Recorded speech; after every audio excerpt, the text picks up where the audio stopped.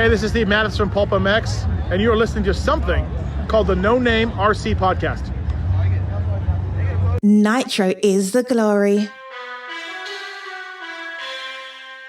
Welcome to the No Name RC Podcast with your host tonight, Keenan White, aka Lefty the Great, and if you are unlucky, the Finnish village idiot, JQ. This is the RC Podcast with no name, but plenty of content. So sit back, relax, and get ready for some serious bench racing.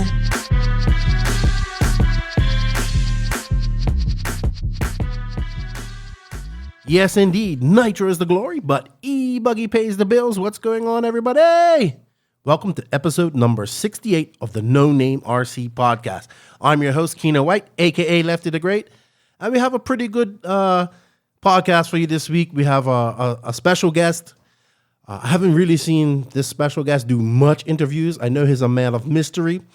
I'm not going to reveal who it is yet. I'm going to wait till I get Beaker Q on the line, a.k.a. JQ, a.k.a. Rupert, because he was actually instrumental in making this happen. So I'll wait till he gets on because I want to say thank you, and I want to say how much I appreciate him helping me get this guest on the podcast. But before I go on any further, I'd like to shout out and say thank you to all of the hashtag NNRC squad around the world. I know things are rough. Everybody's not panicking, but everybody's worried. The world's crazy. But it's good to see the RC community coming together, sticking together. Lots of Facebook Lives going on. Lots of support for the podcast. This podcast, for everybody's podcast. Remember, it's all good. It's all gravy. Good to see. Thank you guys for all the support. Without you guys, none of this is possible. So shout out to the hashtag NNRC squad. Shout out to our patrons on Patreon. I know it's difficult. Right now, things are up in the air. I appreciate you guys' support. Don't you worry. That the money that you guys send actually helps keep these bills going. Keeps this podcast going, helps keep these bills paid. And I appreciate it. You guys did get early access to this week's podcast, and you already know, if you listen, who the special guest is. And shout out to our sponsors, our advertisers as well, because without these guys, we couldn't do it. So shout out to RCMX Online, Tekno RC, Beach RC, JQ Racing, BK Servos, Papa Willie's Traction Tonic, and RC Raceworks. Remember, everybody, showing our sponsors some love shows the podcast some love. So if you can, I know things are rough, but remember, in the description of this podcast are all the promo codes to save you guys a little bit of money when you show our sponsors some love, because showing our sponsors some love shows the podcast some love. So, yeah, not much, as you guys know, not much going on in RC. I did launch my YouTube channel. It's No Name RC Podcast on YouTube. I've done a few news shows, as I call them. So I hope you guys like them. Please go give me a sub, give me a like and a comment. It's greatly appreciated. JQ, myself, and David Runnerfolk, we got together and called one of the RCGP races and posted it up on the RCGP Facebook page. You can go there. So basically, we watched the first race of the USA round, the first 15-minute race, and we watched the race together, talked about it, like David said what he was doing, Joseph explained different things, and we just commentated on that, and it turned out pretty good. We did talk over each other a little bit. Joseph was lagging a little bit, but we was trying some new stuff. So if you have a chance, go check it out. It's on the RCGP Facebook page. I've shared it around. Let's help that go viral. We have plans to do a few more. So we'll release one next week. We're just going to put everything together and get the driver, who would probably be Runnerfolk and somebody else. I don't know, I'd like to get Cole on, or maybe McBride. I'd really like to get Ongaro or somebody like that on and do it with us, but I'm not sure how the language barrier is and if it can be done. But we're definitely going to try. So go check that out. Give it a like and a share. Help spread the RCGP love. It's just really good to see everybody. Like Live RC did a watch party that was really good. They did one of the 2019 Nats the other night. I watched TLR with Thomas Tran. Oh, Thomas Tran to TLR. We called it last week on the No Name RC podcast. Thomas Tran and Dakota Fan and another guy, they did like a Facebook Live video with all three of them. That was really cool.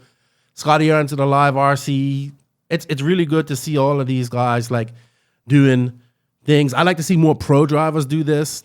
I even hey, Joe Bornhorst went out and did some freestyle with his Tekno monster truck, which I think is really badass. I wouldn't mind getting myself one of the things. I actually drove one a long time ago. R.I.P. to my boy Righty Barney Coons. He let me drive his 2 years ago at Southern Nets, and it was a blast. I was just driving it out in the parking lot, and yeah, man, it's really cool to see. I want to see more of these pro drivers getting active and doing more Facebook lives. Tebow set up a nice little course and ran it around with his children. I like all that stuff. That's positive stuff. Keeps the RC passion alive. Remember, spread that hashtag. RC is my passion, and let's keep that passion burning. Not much else. I'm gonna call up Josie, Rupert, aka Beaker, and see what he's got going.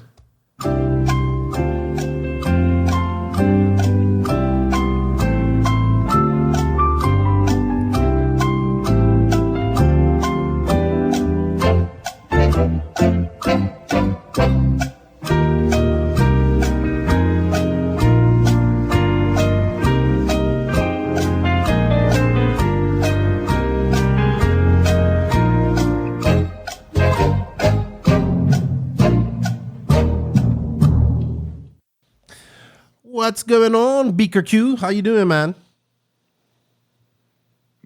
I'm just fine. How's things in Finland? Improving. Yeah? Weather's getting nice. Oh, yeah? What's it like? What's the temperature in Fahrenheit, really? Like, about?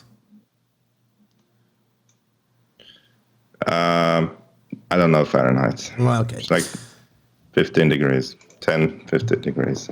Yeah, it's starting to warm up here. It was like 90 yesterday. So the heat is starting to come in. It's going to be horrible here in the next few months. Dude, I'm not going to lie. I think like when you come up with these ideas to start your Facebook Live, like, do you just come up with them at the spur of the moment, or do you actually put some thought into it? Because this week's one was so funny. Most of the time it's just right then, because I'm like, I need to do a Facebook Live. And then I think, what should I do? And this time I just had the calipers here. And yeah. You know what? Split second decision. I know what to do. I was like, what the hell is he doing? Then when he came up to calipers, and I was like, oh, this. I was drinking a rum and coke. I nearly spit it out. And then you like opened them wide, and I wanted to say, hey, foreskin doesn't count. It's not that droopy. Oh my God. Yes. Hey, honestly, like, I know, hey, you've had a good week of triggering people on Facebook and getting people pissed off and all that type of stuff. And yeah, that pisses me off. But at some people getting triggered was hilarious. Like, some people really got mad at you this week. But yeah, this week was pretty epic. Yeah, you had some pretty epic posts and some pretty like, woof. I was pretty sure yesterday when we did the call-ins that somebody was going to call in and just, I mean, I'm waiting for it, but I was positive it was going to happen yesterday. No one's ever going to call in. Yeah, I wish they would, though. It'd be so funny. Like, they go completely mental on you. But can we stop triggering people, please? Just take a break. But here's what I'm going to explain. A lot of people don't understand your sense of humor. And you have honestly, you are like, I think you have a sense of humor where I actually think you could probably, I'm not blowing smoke up your ass or hanging off your nuts, sir. But I actually think you could probably do some form of stand-up comedy. I honestly feel, but it would be like. I think I'm just not outgoing enough. I'm too shy. That's the thing. But once you get going, it's like, wow. It's like you come up with some brilliant stuff. Like I think you will be good at roasting people, because I think that's what pisses people off about you, is that they think you're an easy target and that they're going to get over you, like, really quick because, JQ is a punk. But when you come back, like you're really, really quick-witted. And when you come back and say stuff, it hurts people. Like, that's the one thing about you. You go straight for the heart. Like you don't have there's no slashes or anything like that. It's like, boom. Yeah, my comebacks are pretty brutal, but almost every time after the fact, I'm kicking myself. I'm like, man, why didn't I say this instead? It's something that's even worse. Yeah. I don't know, dude, because you've gotten me a few times where I'm just like, oh, I'm gonna kill this guy the next time I see him. So I get my little blows on like Beaker Q and all that type of stuff. But yeah, man, it's week 68. I didn't name the guest this week because I actually wanted to say thank you personally, because you actually made this happen, and I think this is his first real interview. So our guest this week is the owner of Infinity, Kenji-San. It was a great chat with him. He seems like a very nice guy, very passionate about RC. And he's like one of the 5 people in the whole world that actually like you. Yeah. He said that. He's like, I like JQ. And I was like, really? He said, yeah, I like him. And then we talked, I said, yeah, JQ is JQ. But he's a good guy deep down. So I want to thank you for helping make that happen. All right. So I'm giving you No worries. thanks, and I appreciate that because I don't think, have you ever seen an interview with him or heard him talk? No. Yeah. So it's pretty cool. And it was short, 45 minutes, but man, I like his style. He's got some big plans. So that's good. Really good. Also, we did the RCGP race call, which I thought was pretty cool as well this week. So hopefully people can go check that out. It was really fun to do that with you and David, get you guys experiences as you as actual drivers. And we need to do that again next week. So I don't know. Yeah, did you get feedback for that? Did people like it? Yeah, most people liked it. A few people complained, well, not complained, but just said we kind of talked over each other, but we knew that was obviously I was trying a new program, and it was lag on your side, but we figured out what that issue is. But I think once we got going and we kind of figured out not to talk over, because I'm going to tell people it's really we didn't do this in if we was all sitting together and watching this together in a room, it would have been great. But basically we kind of had to sync it up at, each person was on he's in Sweden, you're in Finland, I'm here in the DR. We had to sync that up and then press go. And then we did it in one shot. We didn't stop or anything. So Also, we didn't know until halfway through that I have a 4-second lag. Yeah. So I would hear you finish your sentence and then I'd start talking, but that's 4 seconds ago when that happened. Yeah, you even chastised me. Why are you talking over me? And I'm like, dude, it's not my fault. I'm just talking. But we kind of figured it out. Yeah. And it's really difficult because we can't see each other because my internet isn't good enough to see each other. We need to fix that too. When I move house here, and I need to get an office in town with better internet. I don't know. But it was fun, and I see lots of things going on in RC. I saw a live RC did a watch party for the Nats that got 25,000 views. Ryan Stiles Harris was on, so everybody's putting in, individuals are putting in different bits of work because now is the time to keep the the passion alive. My hashtag RC is my passion, make that go viral. So it's good to see. I would like to see more pro drivers do things. Aren't they Elliot Boots and stuff, video. But Spencer Rifkin's still on the stuff. Robert, but there's lots of pro drivers that can be doing stuff. Posting videos. Yeah. Well, what about all the rest of them? They could do things too. But I'm sure there's going to be a lot of ingenuitive different things coming out over the next few weeks. So it's good to see. I'm just waiting for that RCGP video series. Oh man. Can we even get a clue, an idea when it's going to be released?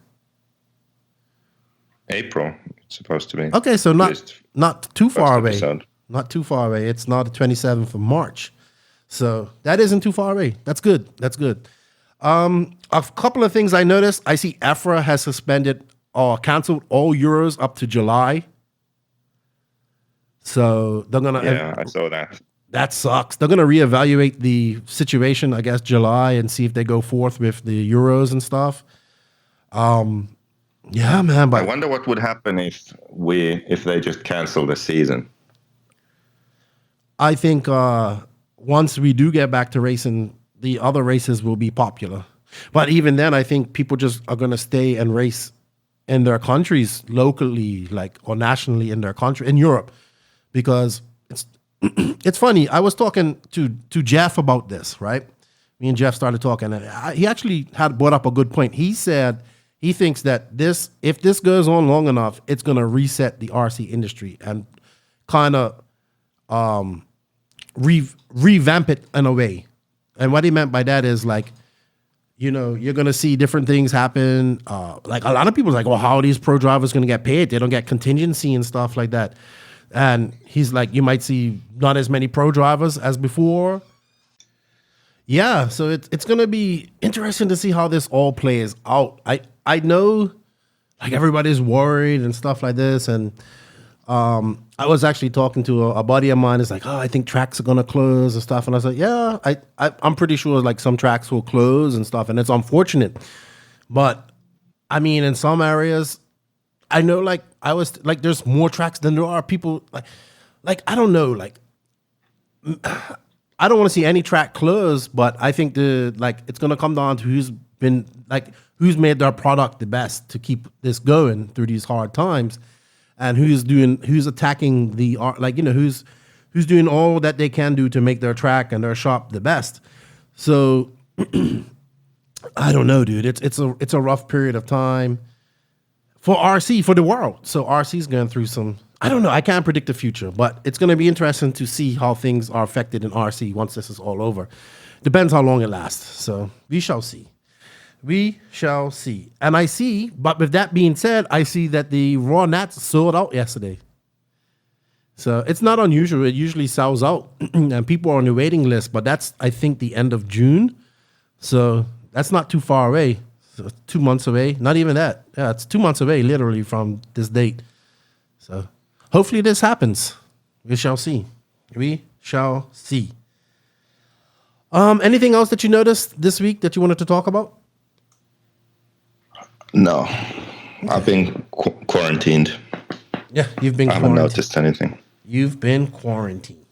All right. Well, I think let's go on to the Beach RC Facebook questions. Hold on. I have an intro for that.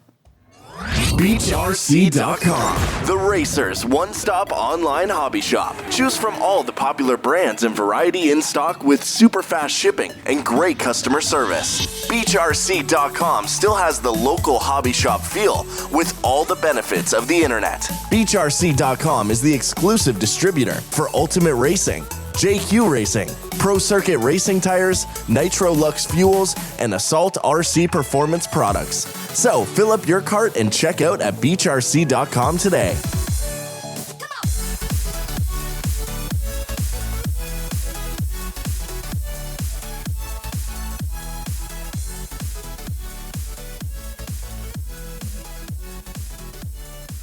Yes, indeed. Beach RC has been an avid supporter of the No Name RC podcast from the get-go. Brent is the guy who makes all the decals, and hopefully soon you'll be able to pick up your No Name RC podcast shirts, hats, and decals from Beach RC. So, and they're doing a good job. They're still working, shipping out a lot of online stuff. So, you know, hey, support Beach RC. It's a true brick and mortar hobby shop that has a badass track. They have a great online service and fast shipping, and you get candy when you get your order. All right, Joseph. So let's get into some of our Facebook and Instagram questions. Are you ready? Sure. All right. So the first question comes from James Van Hook. What's up, James? Assault RC team manager, as well as BK Servo Surface team manager. BK Servo is another sponsor of the podcast. Sorry, shameless plug. He asks, not sure if I'm too late for questions. How much does the break in racing affect the pro drivers and get paid based on contingency at big races? What races are they missing that would have paid them? We just kind of talked about that, but let's talk about the races that would have paid them. PMB, I'm pretty sure was on that list. DXR. I think Silver State's been canceled, so that's another big one. Any other races you can think of, Joseph? Well, I don't know. Do they get contingency for like Euros warm-ups and all those? I don't know. But they're still getting their salaries. So I guess it's just some easy months for them coming up. Yeah, but I mean, most RC companies, they don't really even require their drivers to do anything. So yeah, if I was a company now, I'd be on my drive. I'd be like, hey man, you got some downtime. I know it's nice to relax a little bit, get with your family, but hey man, social media is important. Let's get on it. So, you know what I forgot to talk about, Joseph? Real quick, I just remembered. Official. Thomas Tran to TLR, and we guess where we called it first on the No Name RC podcast last week. that we did. Yes, we did. I hope he isn't upset. Always breaking the news. Yeah, I hope he doesn't get upset that we broke it kind of fast, but it was a hunch, and I had heard. So it is. It was like. By the way, yeah. did you hear the rumor about the gay X-ray driver? No. No. Okay, let's not get into that. Then. I mean, if he's gay, he's gay. It's no big deal to me. Just something I heard. Okay. Well, until it's confirmed, we can't say it. And if it's true, it doesn't matter anyway, because you know what? I don't discriminate against anybody. Anyway, enough about that crap. TLR. Thomas Tran. You heard it here on the No Name RC podcast. Maybe I'll get Thomas on the podcast once he gets settled. All right. Connie Swenson. VRC seems to be all the rage now when most racing is canceled, which is true. Didn't you say something about a RCGP type of VRC coming out or something? Yeah, possibly, yeah. All right. He asks, do you guys run VRC? I actually have it. I have a lifetime pass and I have a dongle, but I honestly don't even use it. And my buddy Josh Boham gets really mad at me because he's always asking me to go on. But honestly, after I finish my day, sometimes I just want to play PlayStation and play Call of Duty. And in that case, what are your reflections on that to improve your real RC skills and any favorite track? Well, it's funny because this is a subject that came up the other day with us and another driver, and he was telling us that people can actually cheat in this. Like he said, if you're gonna run it, run the stock stuff because people can't cheat. I'll be honest with you, I like it. I think it's fun. I actually, believe it or not, I actually really enjoy the short course trucks on the small indoor tracks because the tracks are small. It's easy to see. I do like the stock buggy. I did actually partake in the Worlds a couple of years ago in stock buggy or something like that. I know Gary Crowell Jr. is really big into it, and he's really good at it. Toby Hampson has started a whole group, and it's taken off. I actually think it helps. It's better than no stick time. Joseph, you've never really driven on it, or have you? I have it, and I have the dongle thing, and so I can hook my radio up to it, but I was never a big fan, really. You would need a better computer, too. You really need a decent computer for it to run. Decent graphics card. You have to have a nice computer for it. But I actually think it helps, and it'd be cool. Maybe they can set it up where we can do some commentating on the race. That'd be fun. That would be fun. The thing about VRC that I don't understand is, why do they have those shitty sounds? I don't know. I don't get that. Like, if you would think that that's not super hard to do, to put decent sounds in the game. I don't know. I've never been involved in making a video game, but seems weird to me. Yeah. I don't know, but it's better than nothing. Isaac Paulson, the Pulsinator. He says, I want to see JQ play the guitar and sing, kind of like a live demo to see if he can get some gigs and sign Runnerfuck with his newfound stardom. There you go, Joseph. That's all you got to do. Play some music. Well, that's not going to happen because I know that people make fun of me that I'm stupid and all that stuff. That's fine. But I actually know that I'm retarded because I don't think you're retarded. I definitely think you play an instrument and sing at the same time, let alone talk. I cannot. It's fucking impossible for me to do. So I played the violin for what, 10 years, 15 years? 10 years, at least, a decade. So when we were kids, we would practice we had this like group practice sessions, and when you're 7 years old or something, they make it fun for you, but also there's some point behind the practice. So we would like walk around and do all kinds of things while playing, and you're supposed to still be able to play well, even though you have all these distractions and you're doing all these things and even like doing somersaults and crazy stuff, right? So I'm able to do all that. I can watch TV, I can do whatever and just keep on playing. But I could never talk. As soon as I even started to say one word, I couldn't do it. And it pissed me off because my dad sucked at the violin, but even he could talk and play. So yeah, I think, forget about it. I think we're play the guitar and sing. There's impossible. You know what though? I think we're going to tell the violin story today because we didn't really got much to talk about. So that story has to be told. No, after we finish. We can only start telling. No, we can only start telling stories once we have a sponsor for the story segment. It's going to be a while before we get a sponsor right now for it, but I think that's a great story because everybody's asked about it, and we have to tell it today because we don't have much to talk about. Okay? No, we're not going to tell it today.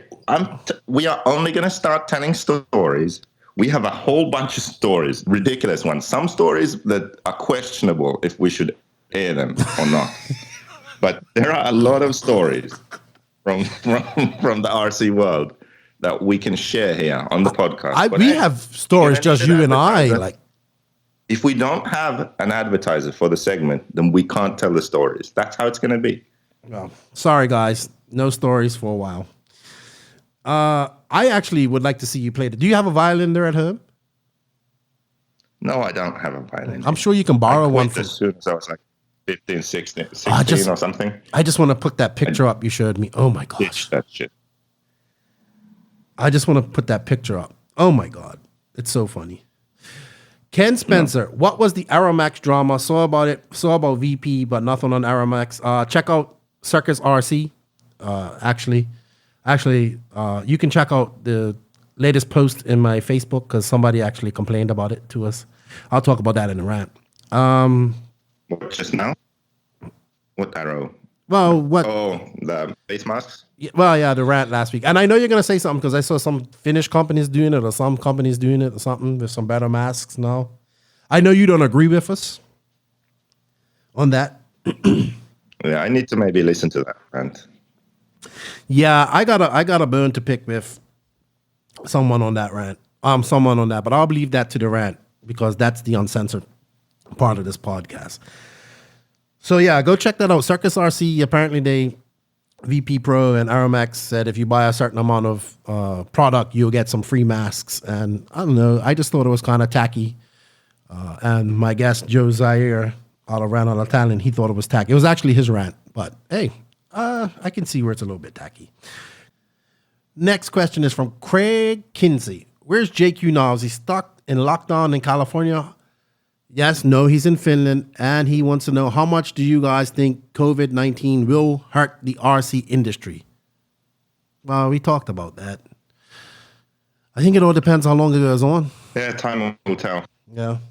I honestly feel like this. I honestly think once... And the industry is already in the toilet. Yeah. So this is, I don't know. It could be bad for a number of companies. I do think that once this is all said and done, and I keep saying this, I think club racing is going to boom again because people just won't be able to afford to go to these bigger races.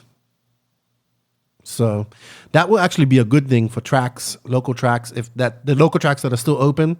And when I guess what I was trying to say earlier is if some tracks close, like in some areas, there might be 3 or 4 tracks that are all fighting for the same amount of people.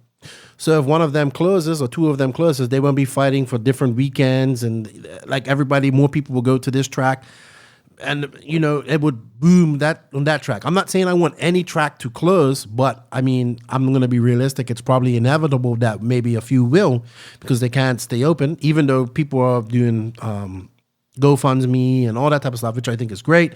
What Live RC and everybody done is good too, but I mean, it's inevitable that some will close because, I mean, tracks are hard as it is when you got people.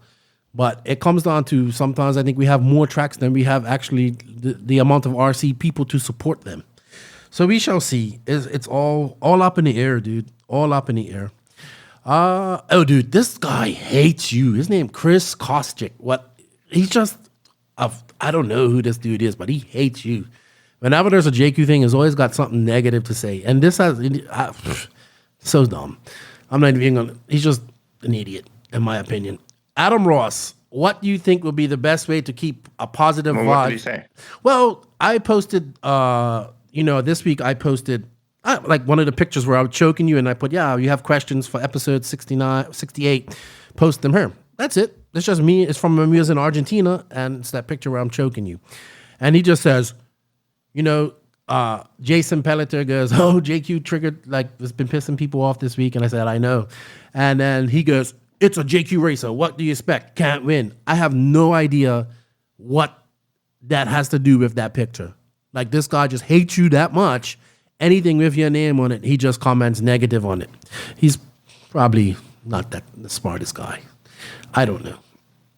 Adam Ross, what do you think will be the best way to keep a positive vibe with all this craziness going on? Well, I actually like what Adam's been doing. He's been doing a lot of Facebook Lives. He's going in deep.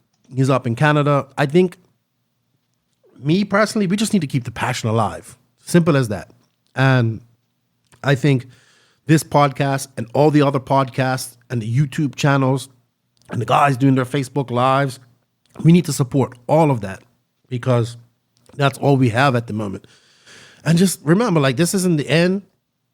It's gonna get better. It may take longer, it may take shorter. We don't know. So just stay. That's the only thing I can stay positive. Like,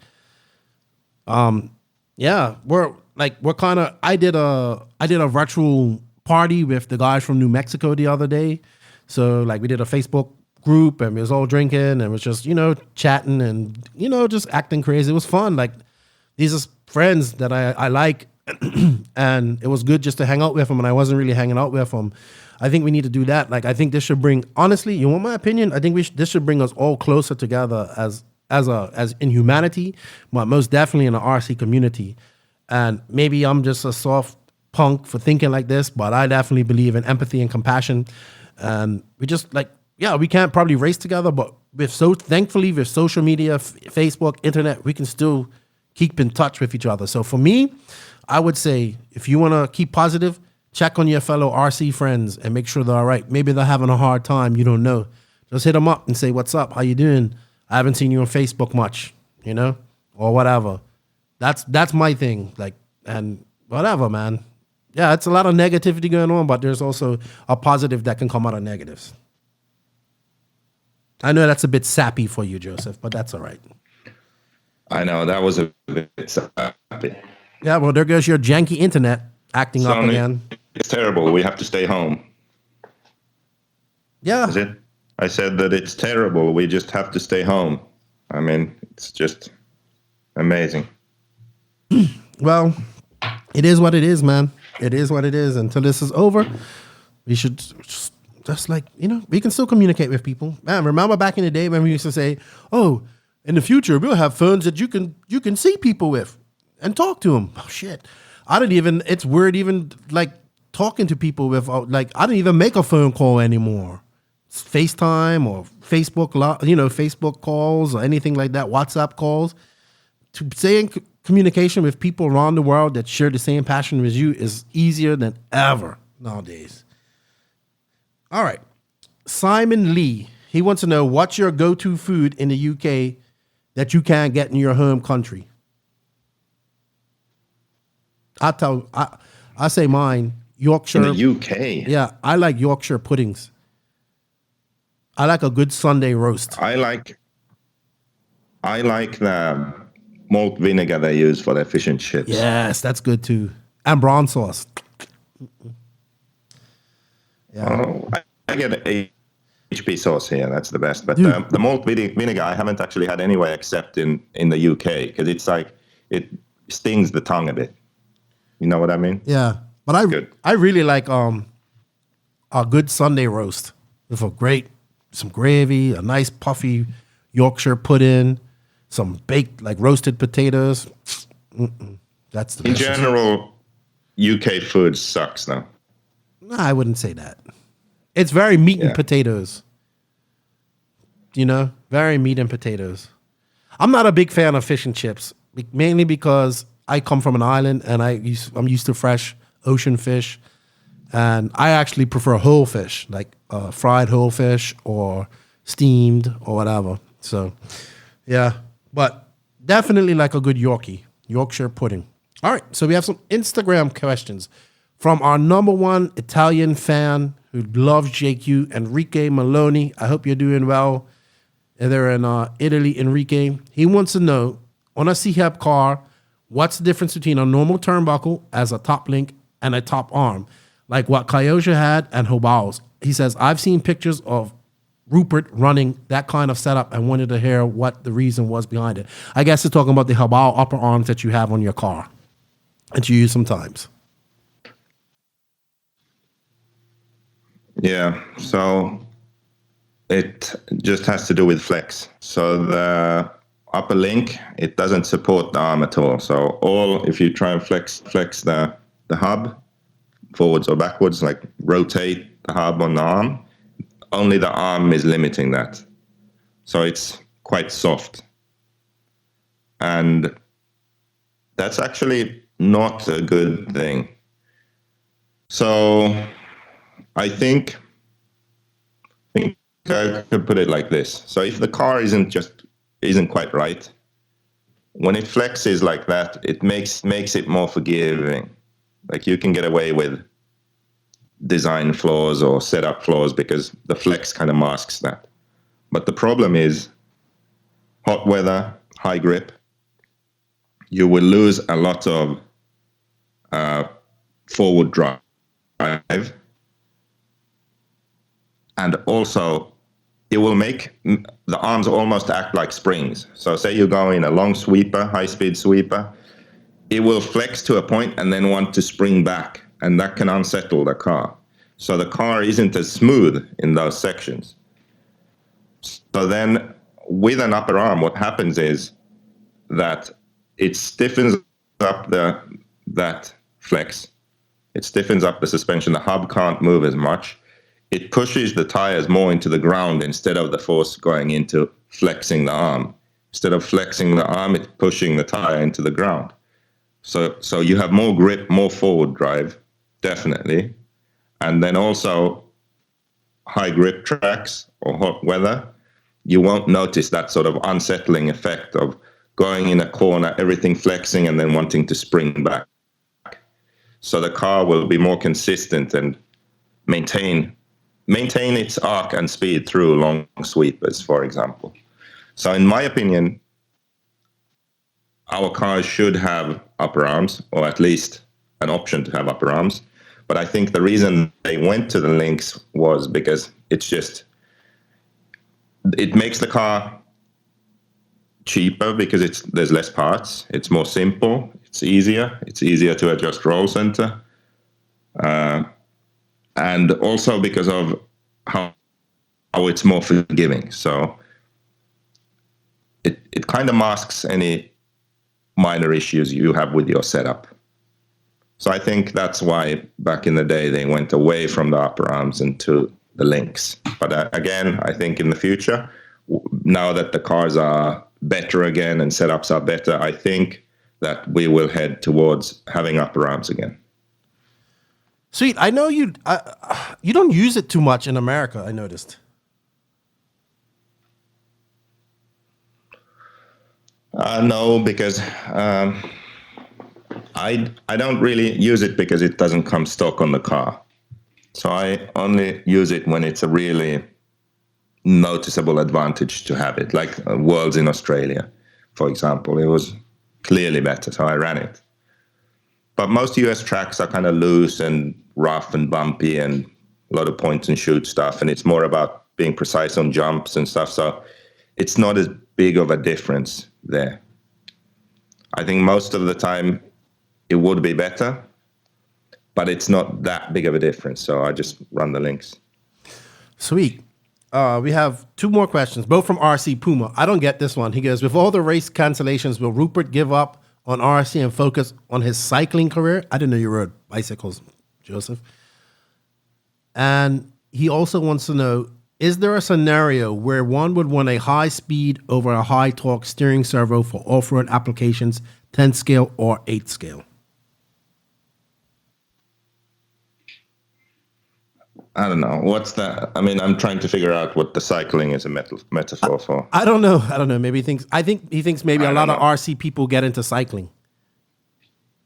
Like, Oh yeah, a bit higher. Yeah, because I posted that thing at Reedy. Oh, right. Yeah. The cycling nerds. Yeah, I don't know. That's the latest trend now.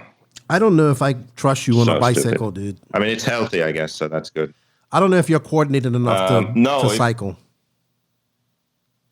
If anything, I'm going to become a guitarist. But actually, the motocross track, I mean, it's already open, but it's too cold to ride. So if there's no RC, I'll become a guitar-playing motocross hobbyist.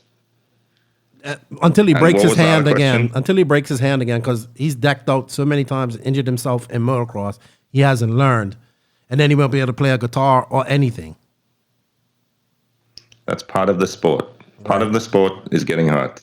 Right. What was the other question? He wants to know, is there a scenario when you would want a high torque over a, hold on, let me pull it up. Is there a scenario where you would want a high speed over a high torque steering servo for off-road applications, 10 scale or 8 scale? I think the servos are already too fast. Like Rivkin is using the slower of the two all-metal servos that Savox offer. So he's using the one which is a bit weaker, but faster. But they're both strong enough. They're both more than fast enough. So, yeah, I don't think so. People normally go for a heavy-duty one, all metal gears, metal case, strong, and then they'll all be fast enough. Do you think it's better to have a high speed servo on the throttle? I always use the same. Mm-hmm. I always use same steering and throttle. All right. Cool. Well, that's the end of our questions. If I missed some, I'm sorry. I go back and copy them. I do share this a lot. So I'm sorry if I missed your question, but thank you for sharing. I mean, for actually posting up some Facebook questions. Thank you, Beach RC, for sponsoring this. And Joseph, I'll hit you back up for the rant, dude. Sure thing. The No Name RC podcast is brought to you by BK Servos. These servos have awesome performance for a great value. High performance servos, especially models like the DS7002 HV, super fast and precise, a cost a fraction of comparable super high-end servos. The DSSHT model has more torque than anything out there, and again, for an excellent price. Burt Camera, BK Servos. If you're interested in some BK Servos, you can go to www.bkhobbies.com. Use the code TheNoName and get 15% off your purchase. Thank you, BK Servos, for your support, and please show them some love. For the No Name RC podcast listeners, check out their servos, use the coupon code, and save some dough. So what's going on, everybody? Welcome to episode number 68 of the No Name RC podcast. So we're stepping out of our off-road box, kind of, to this week. And I'm actually going to chat with one of, I would call him a mystery man in RC to some, but it's going to be interesting because I'm going to get to know him as well. He is the owner of Infinity, Mr. Kenji Taira. How are you, sir? Did I say your last name properly? Perfect. Hello, Keenan. It's nice to have you here. Yes, nice sir. to have me here. Yes. How are you doing, sir? I'm doing great.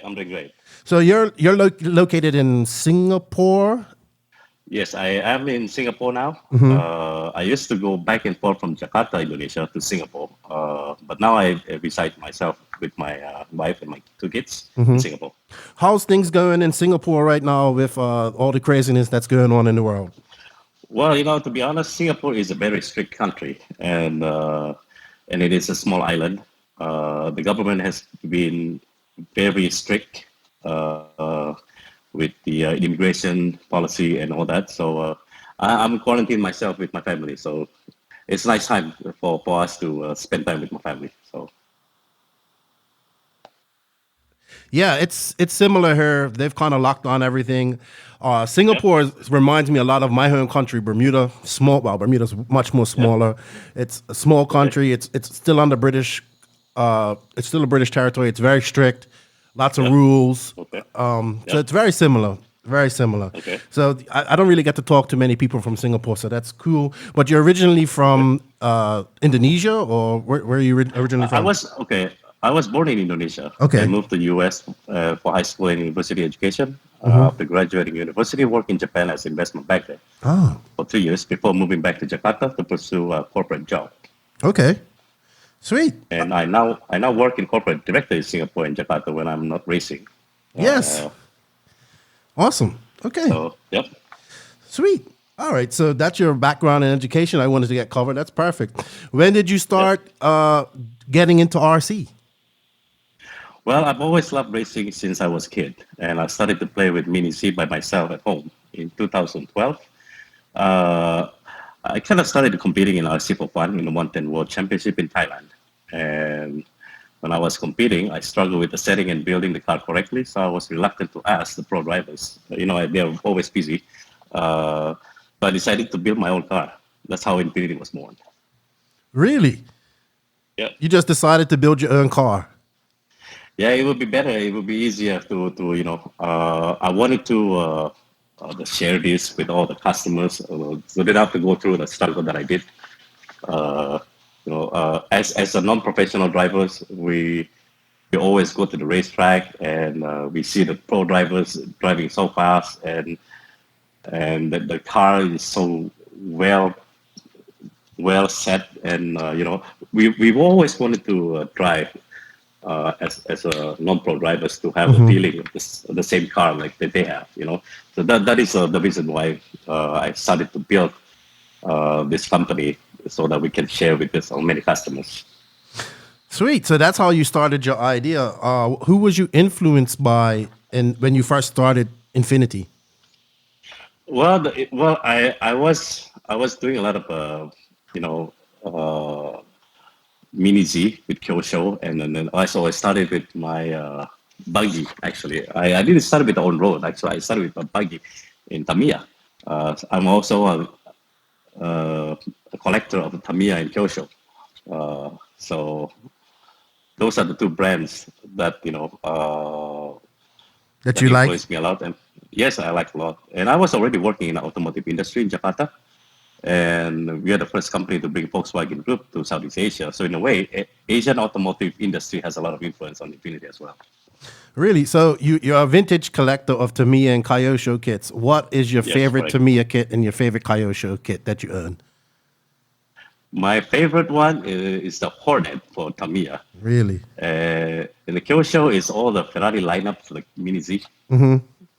Yes. You know what kit I would like to have from Kyosho is the Phantom. No, the bike, the NSR 500, which has the that one is also nice. Yes. That has the driver that moves. Really difficult. Yeah, it's really difficult though. Really? Have you driven one before? Yeah, I have one actually. Oh yeah, yeah. Yes. I've been watching some bike racing. It looks pretty cool. It looks hard though. It looks very hard. Yeah, it is really hard. Yes, it is. Okay, so when did you actually decide to start Infinity? When did that actually happen? 2013, after the World Championship in Keichun in Japan. Right around December of 2013. And from that point, I created the company, this brand. Why did you decide to focus on road and not go right into off road at that time? Was it because of the Mini Zs? Yeah, because I was more into Mini Z, even though I started with the buggy. The first RC that I touched was the buggy car, actually. But we wanted to grow on the on-road that was shrinking. And then eventually we know that I'm going to go back to the buggy, which is the most important market. Yes, you guys are making strides on the buggy. We did see that Ricky Berton was riding driving a prototype here recently. That's very interesting. Exactly.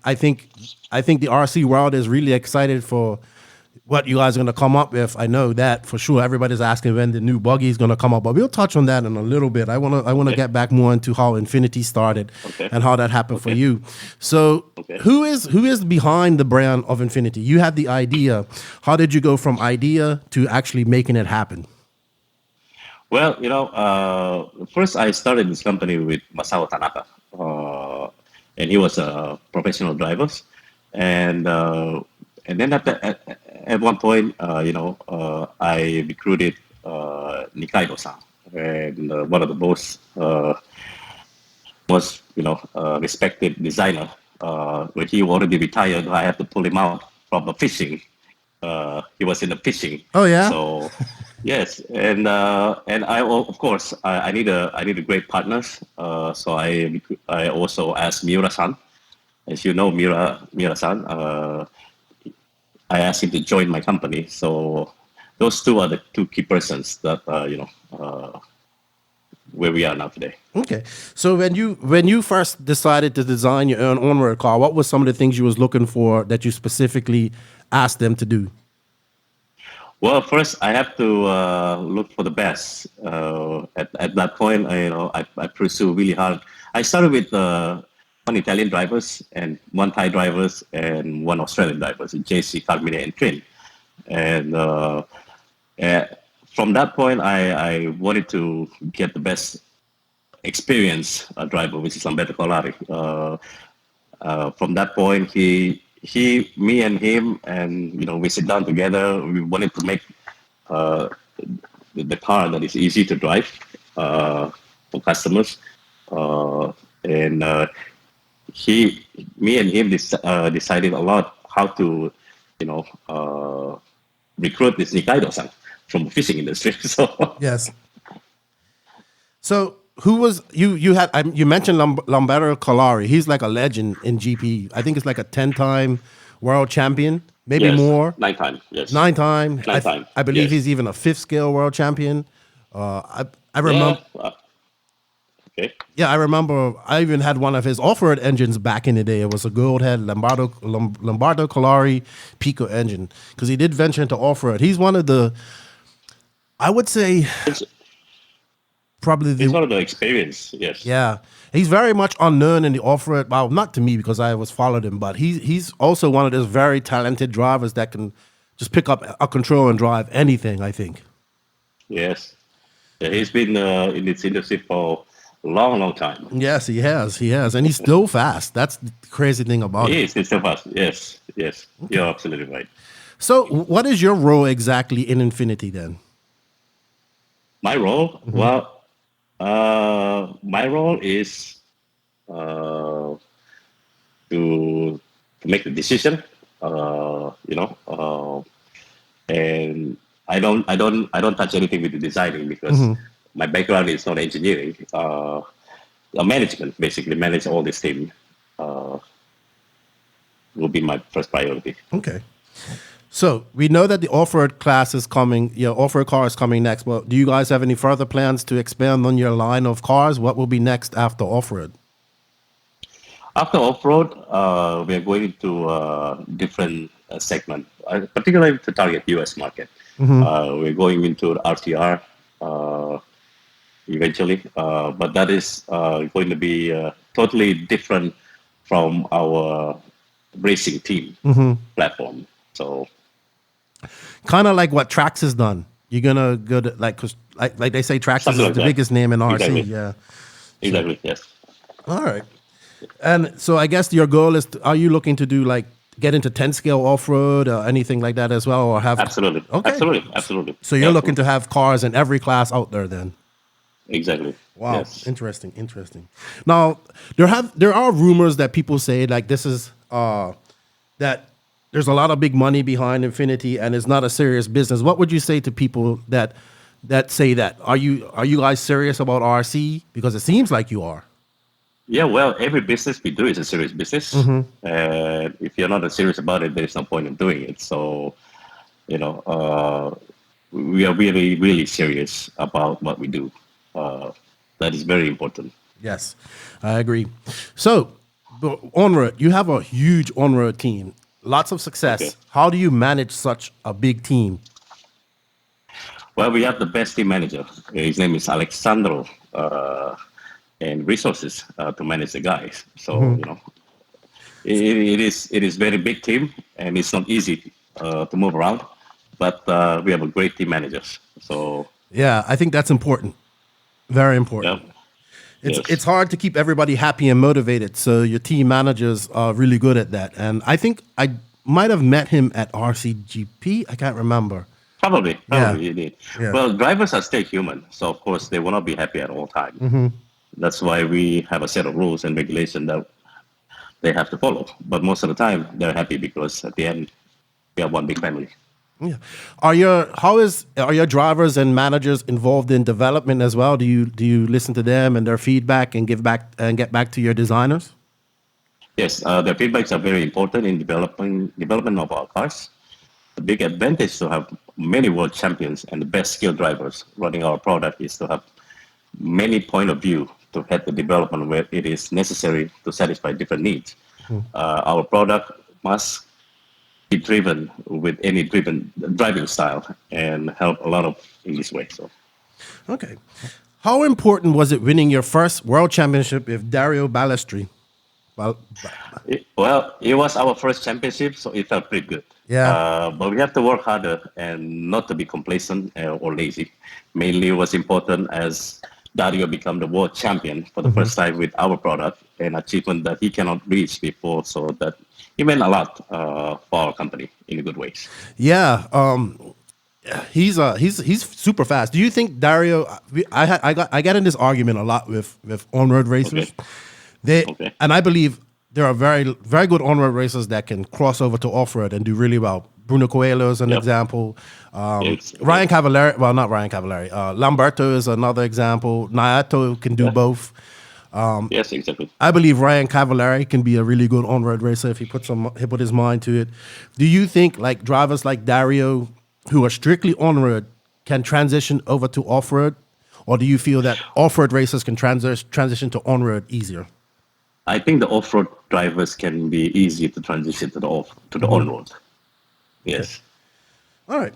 So after Dario's win, did anything change at Infinity? I mean, you guys are world champions. So what happened after that? Well, not really. It was a nice win, but winning the world champion is not everything, as I said. So all in the team have a competitive approach. So as many people say, to win helps to win again. We did it with Naoto only 1 year later. So that was a good one. Yeah, and you guys are going to be the recent Worlds last year in California, you guys were tipped to win, and I watched that race, and man, I thought Naoto had it, and then Dario fell out, and I thought Naoto had it, and then there were some failures. How did that affect you last year? Because you guys were the favorites going into the World Championship. Well, it only gave us more motivation, to make a better car. And to adjust to help win another world championship, Yeah, that's kind of when I realized how much the speed and how much strain these on-road cars are under. Because I was surprised to see a lot of them, fail and whatnot. I think it started with 10 and then they finished maybe 6, I believe, maybe 5. So these cars are definitely under a lot of. I thought off-road was bad, but like with crashes and stuff, but. Yeah, we're not supposed to crash. Yeah, that's true. But I think just the speed that you guys are producing and the heat, and I know the engines are very much on edge, and it's... Yes, especially nowadays, a lot of engines manufacturers are making a very fast engine. So, to keep up with the revolution of the engine development, I think, the engine is so fast now, it just stretches out. A lot of stress applies to the car. Yes. So, that you are true. Okay. Recently, you had some drivers were let go. What was the strategy behind this? Well, if you ask about the strategy change or not at all. I mean, our strategy is almost the same, but after a few years, we needed to adjust our focus following company needs. So we are streaming our budget, and we carefully consider a reduction in some areas we would like to grow. Our contracts are very clear at this point. We do not support drivers for their personal result, but the effort they spread helping the company grow and the customer happy. That is our main goal. Okay. And so that would be, so what was the reason that you let these drivers go then? Was it for that? Yeah, well, I think that any comments at this point are not respectful to the ones that we let go. I don't like to be polemic. I know someone complained, but I can do nothing. This decision was painfully for me. First, I deeply believe in them, but the company comes first. And unfortunately, I'm the one that takes the decision. So, understandable. Let's talk about On-Road in particular, because it's kind of new. It's kind of small for me. It's very, the on-road community in America isn't as big as it probably once was. What's next for on-road in general? Do you think it's dying? We just see that Infinity built a track in Japan. What other things are Infinity as a company doing to help grow the on-road scene? Well, we not only sponsor the events. We also, from the beginning of our time, we try to help federation and private organizers to promote the hobby, looking at the ambience 360 degree. And it is on-road is shrinking, and I would like to help in bring it back to life. So is it still decent in Europe, and it's still pretty good in Asia, right? But it's definitely it's much better in Europe and Asia than it is in America. What can you do to boost it in America? What do we have to do because that's probably the biggest market? Yeah. Okay. I'm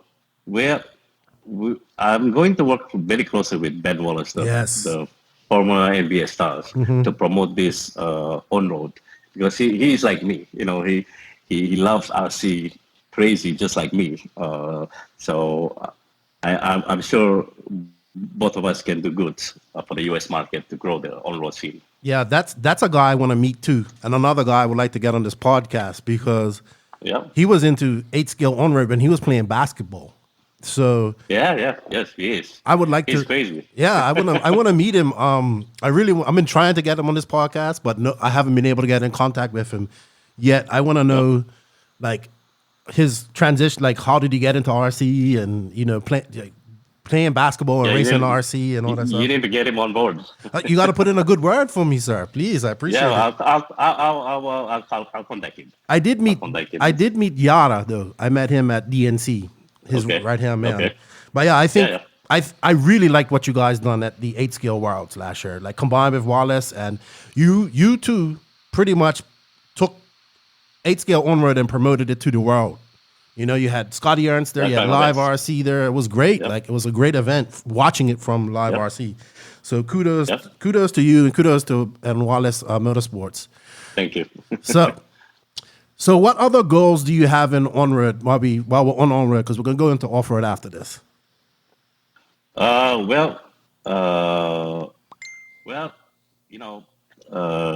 If you're asking the on-road goals, it would be nice to win the 110 Electric World Championship. And actually, we haven't run the 110 EP World Championship officially with our platform. So I'm excited for when we can attempt to bring home a title also in this scale. So. Okay. Good stuff. Well, I think you guys are definitely on the right track. And I don't think it's going to be too far away. Who's your favorite driver going into the 10 scale, who's your best 10 scale driver on your team, you think? We are team players. I don't know. I don't know how to pinpoint. Well, the closest, we have a lot of great drivers. Yes. Our EP team is great guys. So it will be interesting. It will be interesting to see who's going to come up on top. Yeah, I think it's going to be very interesting to see. All right. Yes. Off-road. You started out with off-road with the Tamiya buggy. When did the idea of, hey, let's build a new off-road buggy come around? Well, as I mentioned, I started buggy. I grew up in Indonesia where dirt is plenty and the market for buggy is huge. So we all know buggy is the toughest challenge as it's the most competitive market. So we want to put all the necessary effort to realize a good car for the customer worldwide. So. All right. So how did the off-road, are the same people that designing your on-road cars, designing the off-road cars? No. we are completely surprises a lot of people. Actually, we have Matteo from Italy, who's a designer,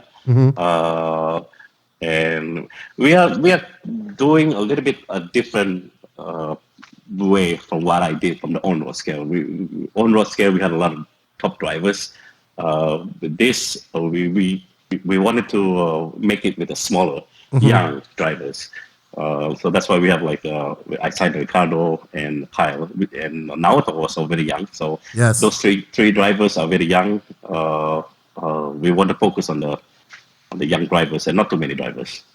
Okay. How about, do you have eyes on maybe getting a top American driver at some point? At some point, yes. Okay. Yes, eventually, because the US is so important for me, and a lot of the US drivers are very good in buggy. So If you could sign sure, one yes. American driver, who would it be right now? It's very hard to see. I mean, there's a lot of great drivers. Hey, too many politically correct answers, Kenji. We don't do politically Well, correct here. No, I mean, it's true. I mean, the US has so many great drivers. Yeah, I mean, it's just a bit. I'm looking for the young drivers. Young drivers and have a huge potential in the future. So Yeah. I mean, a lot of guys are a lot of drivers in the US. Yeah, I'm kind of the same way. I hear a lot of people say RC's just for old people. You know, the 40 plus class is obviously the biggest class. It's one of the biggest classes at these races in America.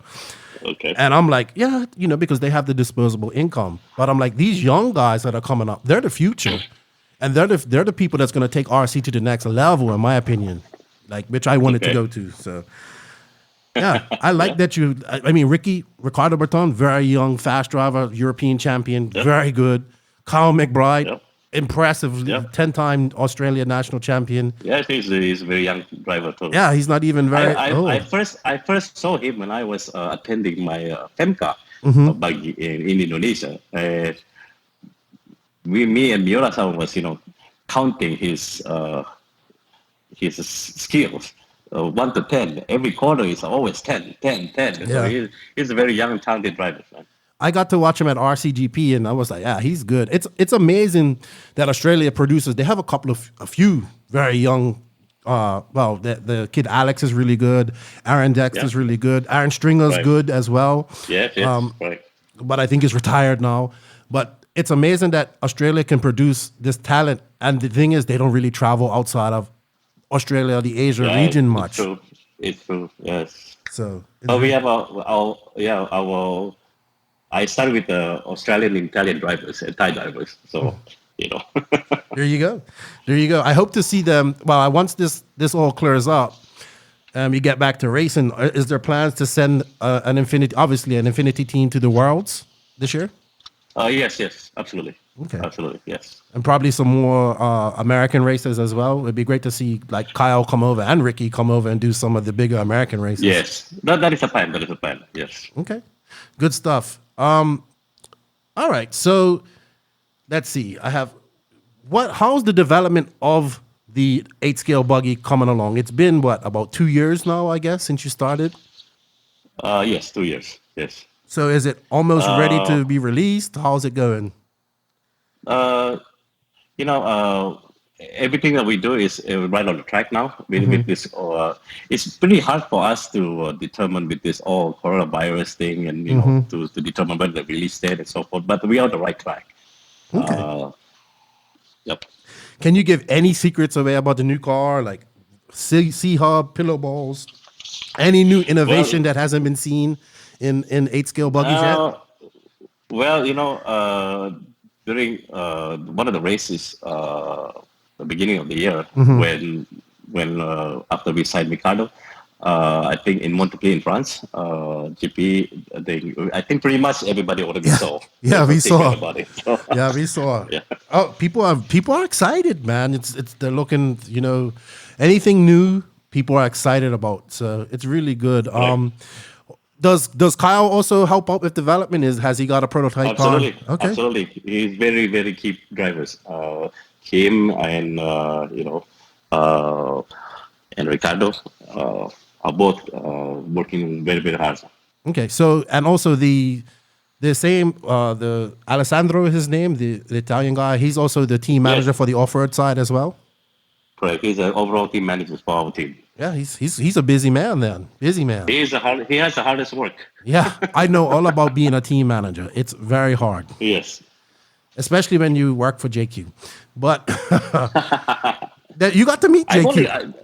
Yeah, that was the first time I met him Yeah. in California. Yeah. It was nice finally meeting him because a lot of my Indonesian driver always refer him to me. Mm-hmm. Like, you need to get JQ, you need to get JQ, you know. So that was the first time I actually met in person. He's a nice guy. Yeah, He's he a nice actually guy. he He's told a me. brilliant guy. Yeah, he told me that he met you, and he was excited that he met you, and he said, "Yeah, we had a really good conversation." And it's like, "Yeah, Kenji gets it," you know. And Yeah. he was like, and you seem to connect. That's good. You know, JQ is JQ, but one JQ, yes. one day he's a very smart individual. He knows what he wants. He's very determined, Yes. and Yes, yes. that's his strongest attribute as well as his weakest. So Yeah. Well, I like it. I yeah, like it. that's good because sometimes you need that, and Yes. those are the type of people that push things forward. Yes. Correct. You're right. So we can't get a release date on the car, but hopefully this year sometime. But it's hard to say with the coronavirus because Yeah, it's really hard to say with this virus going on. I hope everybody stay home and stay healthy and stay safe. Yes. Hopefully we'll be out of this mess. Yeah, sooner or later. yeah, I did a recorder with Mal from Mal Graphics. Yeah. And posted it on the podcast to just give people an update what's going on in Italy because it's really bad there. And I hope people listen to him and see what's going on as well there. Yep. All right, so let's talk about the future of RC because I'm sure this is something like myself you are passionate about. Okay. What do you think we have to do to take the RC industry to be taken more serious and more professionally? Okay. Well,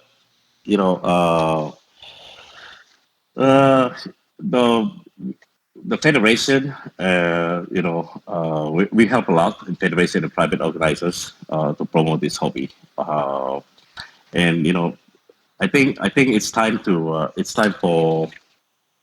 all of us to come together, to come together and forget about the ego and jealousy, and then we need to be united and to make this happen, to make it more interesting for the general people. Yeah, I totally agree with you. And I just feel that the industry is very slow to change. It's stubborn and it can be selfish. Like, I understand it. Like, we have this little niche. It's like, I like to say we have this pie, right? Okay. So we have this pie. It's small. Plus, RC isn't really that big. Like, compared to other, like, the RC aviation side of things is so much bigger than the RC surface side, Right. Esports, all that stuff, so big. So we have this little pie, and it seems like each manufacturer has their slice. And the bigger manufacturers, they have big slices, right? And they don't want to it's like they don't want these smaller companies to have a little bit of the pie as well, which is understandable. That's how business is. Well, my whole thing is like, let's make that pie bigger. Okay. If you make the pie bigger, then everybody gets more to eat. And the only way we can make that bigger is by promoting what we do, because I think what we do is really cool. I think we need to do it professionally. Like, I think there actually has to be a professional side of RC, like professional drivers. We have professional drivers, but we need to make a professional setting for them, like any other form of motorsports. So it's difficult. Like you said, we have to come together in order to do that. And it's very hard to get people to come together when everybody's out for themselves. Absolutely. Do you think RC can compete with like esports and video games, stuff like that? Well, to be honest, it's totally a different target, in my opinion. For those who goes to esports, it's completely because in racing, we go into the racing is completely for people who like the ambience of the race, and things like that. So it's very, very hard to put them together, if you talk about it. Yeah, and esports is so much easy to do. You buy a game, you play it, you can do it in your house. Right now, man. Exactly. Right now, everybody's on VRC, which is the virtual RC game, and Yes, and Nintendo. yeah. So, right, like now that everybody's stuck inside, they're getting the RC fix with the VRC, and they don't have any more. They have to use like a special USB dongle, so they don't have any more. So people are freaking out, okay. like they want to buy these dongles and Yeah. they can't be bought. So it's pretty, and I think VRC is really good. I think it helps out for. It is. It is help. Yeah. You know, I just find out from Naoto when I learned that when his father asked him to practice a lot in VRC, but you know, on the steering wheel, his father asked him to take out the spring, so you know that way he can always control the steering back. Right. So that is a good way of learning. Yeah, because I see a lot of people, and I'm guilty of it myself. And I tell people they just release the wheel and it goes back to neutral. So if you don't have the spring in there, you have to put it back yourself. So it's Correct. harder. Yes, it's very difficult though. It's harder. He's And that's the way to practice. Nato is special too. He's super talented, man. Super talented. He is very talented young driver. I really want to see him come over to America and do some 8-scale racing. So bad. Yeah, we wanted to once we have our platform ready. I planning to make like a sort of like a role team to promote our buggy car from East Coast to West Coast. Oh, that's gonna be so awesome. Yes. We do that. That is the plan. We do that at JQ too, but it's usually in the janky JQ van, and we usually almost run out of gas, and we stay in the cheapest hotels we can find and eat McDonald's. Yeah, Joseph and I have done that a few times. So I know JQ used to work in McDonald's. yeah, he did. I don't know how that. He said he worked in McDonald's and he got fired because he like the old food, like that got cold. He would take it and go give it to people. It's all right. He has a good heart at the end of the day. It's just no filter on his mouth, Yeah. but really does have a good heart. That would be Yes, cool. he does, he does. And Infinity USA Tour. I don't know if RC is ready for that because it's going to be pretty awesome, I think. Not yet. Yeah. But first we need to have our car ready. And secondly, it's most important is to get rid of. We need to get out of this mess with coronavirus. Yes, for sure. Okay, let's talk about RCGP because Infinity was one of the first companies to sign on, and they had a great team at each round. What did you think of the What did you think of RCGP when David and JQ pitched it to you? You know, when they pitched to me, I looked at it and I was very impressed with the way of thinking, the way of approaching the audience. I think just keep whatever that they're doing, and I'm sure that they're on the right track. Was you able to follow any of it online? Have you watched any of the videos? Every race. Yeah? Every race. Yes, every race. Oh, of course. did you hear me commentating? I commentated on the last one, but that was you, yeah? on the That was RC2, you. not on the RC2. Yeah. Okay. with Nick. Nick's awesome too. Okay. yeah. Yes. And Yep. Good job, guys. did you see the trailer? I'm so excited for the docu-series. Oh, Yes, I saw. it's Yeah. gonna be so good. I didn't even know what's gonna be happening with it, and I'm in the inner circle, so it's gonna be cool to see what Okay. happens. Would you think? Yeah, I mean, it was too bad the RCGP cannot continue this year, but I'm sure it's better next year that we continue anyway. Yeah, they dodged the bullet. We would have been if it would have been going on this year, we would have been canceling. The race would have been canceled 3 weeks ago because it would have been at the end of this month. So, but it's unfortunate, but it works out, and I'm looking forward to 2021. Will Infinity be involved with RCGP as Absolutely. it goes for? Oh, that's great to hear. Absolutely. Great to hear. And I guess next year? Who will your drivers be? Will it be McBride and Ricky? Right. You should get Naito in one of those races too. That'd be great. One of them. Yeah. One of them will be Naoto. But our focus is still those two guys at the moment. So, Do you think is there any room for improvement in RCGP? What would you like to see happen? just do whatever that you're doing, man. I think as I mentioned, continue bring the awareness of RC industry and beyond RC community. It's very important. Okay. I'm doing something in the meantime. RCGP is not happening, so I'm doing. I chat with JQ and we're doing some video educational video for the RC. Oh, really? Yes. That should be good. That should be good. Would you like to see more classes in RCGP, like maybe electric buggy, truggy, maybe, or just leave it at nitro buggy? Yes. Well, one at a time. I think we go with the nitro buggy, and then obviously EP also. It's very interesting to see. Yeah, it's electric buggy is growing so fast in America, especially. So cool, Okay. awesome. Do you think that the way RCGP is doing it, can the general public can embrace it? Like I always say, I think RC needs more personality, like real motorsports, like F1, NASCAR, motocross. These guys have personalities, and I encourage this in RC. I want that guy who's going to talk crap, go out there and win.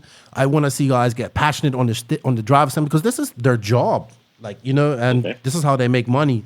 Do you think the RCGP with a professional series, going in the background, looking at the drivers, how they get upset and talking to them, do you think this will help grow and show people that what we do is pretty cool? Yes, absolutely. Absolutely. Sweet. I think so too. I'm just excited for the docu-series, man. Can't wait, man. All right. Okay, going into the future, how will Infinity as a company on its own help grow RC? What are your plans going into the future? Well, as I mentioned, we want to continue to bring awareness to the RC industry and beyond the RC community. In the meantime, with all this coronavirus happening, I think we can only promote by streaming the video, to get some help to the customer directly from our drivers, from via YouTube or via FaceTime or whatever. There are so many tools that we can still be connected in this RC industry. So awesome, man. I like to say this to people all the time. We come from all different nationalities, we're all different colors, we're all different religions, everything. Absolutely. But we have the one common denominator, and that's RC. And that's what we're all passionate about. And that's one thing we could come together on. And I want to see that happen more. I really like me too. Like what Live RC Infinity was involved in it, that the t-shirt thing where you buy the t-shirt and the money, they've raised almost $60,000 doing that. That's so impressive. Yeah, as soon as I got the email, I called Brandon immediately and said, I will help. Yeah. It's so good to see that happen and see, and that gives the average person, $25, $35, $67,000. I think it was 57 last night when I checked. It's so good to see. Yes. All right. Yes. Okay. It's good that they're doing this. Yeah, that shows that we can come together and help each other. Yes. Exactly. So we just need to do that on a different scale and help grow our sport, I think. I agree. Okay, Kenji. So on this podcast, we have a section. It's called the 10 question, 10 second segment. These questions are just, they're about RC, they're about life, and you have 10 questions and you have to answer them as quickly as possible. So are you ready for the 10 question, 10 second segment? Okay, let's go on. Okay, number one, what is your favorite hobby outside of RC? Golf. Number two, who's your favorite golfer? Tiger Woods. You know who's a really big golfer? David Ronnefeld. He loves golfing. Wow. Yeah. Yeah, I need to play with him someday. Yeah. Before I started RC, actually, I was a golfer. Oh, yeah. Well, in Bermuda, Bermuda's only 20 miles long, but we have like 4 golf courses. Okay. Yeah. Cool. So, I've never played. Not my cup of tea. But a little bit, I get too frustrated, I think. Okay, number two. Best motorsport to watch. Formula One. I agree. Who's your driver? Who's my driver? Lewis Hamilton. I like you even more now. That's my driver as well. Good. Yeah, I like him. Really, really good. Yeah, I like him. I like his attitude too. I like Ayrton Senna too. And Max is growing really fast. I like those young drivers like Leclerc, Yeah. You can go and on. All those drivers are great. I listened to a podcast that actually David Ronnefeld's father and David got me on. It's Beyond the Grid. It's an F1 podcast, and I got to listen to Max Verstappen as well as his dad, and very, very, very similar people, like how they attack driving. So Formula One's awesome. Yes. Number 3, what's your dream job? My dream job. My dream job. Be a professional driver. In RC? No, in Formula One. Oh, in Formula One. Yeah, that'd be something. Okay, number 4. 3 things everyone should do for health and wealth. Okay. Health and wealth. Be humble. And appreciate what you have. And work hard. Thank you. There's a 3. That's some good advice. Number 5. Yep. If you could only race one RC class for the rest of your life, what would it be? One RC car. One RC class. Hello? RC class. Probably buggy. Really? Yes. Wow. If I have one left, I'll probably go with the buggy. What attracts you the most about off-road? Oh, it's just fun, you know. It's just fun. Anything will happen, you know. The buggy is more fun than I expected. That surprises me actually. Okay. I mean, I cannot stop laughing every jump that I make, every land that I make. It's just so fun. Yeah. Do you when you jump, do you jump on this driver stand as well? Because I do that sometimes. I do. Okay. Number 6. Name an RC driver that you wanted to sign but missed out on. Miss Tanon. Yeah, that you wanted to sign them but you wasn't able to get them on board. No, actually, I don't find anyone. Okay. I find everybody that I signed before. That's good. Who do you respect number 7? Who do you respect the most in the RC industry? Who do I respect the most? Yes. Well, there are a lot of guys that I respect, man. I'm telling you. Masami-san is one of them. Yeah, definitely Masami-san. Okay. Yeah. I think he's got the respect of everybody in RC. Yes, right. Yeah. I like to get him on this podcast too. I'm not quite sure how his English is, but I'll have to find out. It's pretty good. Yeah, I listened to him on the Yeah, he's good. He can speak. Yeah, good stuff. Man, he could drive faster than I can with his feet, man. Wow. It's pretty amazing. Well, yes. Okay, number 8. Coolest real car that you own. Coolest real car that I ever Owned. my first car, Honda Civic. Yeah? You like the Honda Civic? I had a Honda Yeah, I Civic like Honda too. Civic. I thought I was fast and furious with my Honda Civic back in the day. Yeah? Yeah. Yeah, man. Driving around her in the DR with big music in it. It was fun. Exactly. Yeah, it was a lot of fun. Number 9, your favorite moment in RC so far? My favorite moment in RC.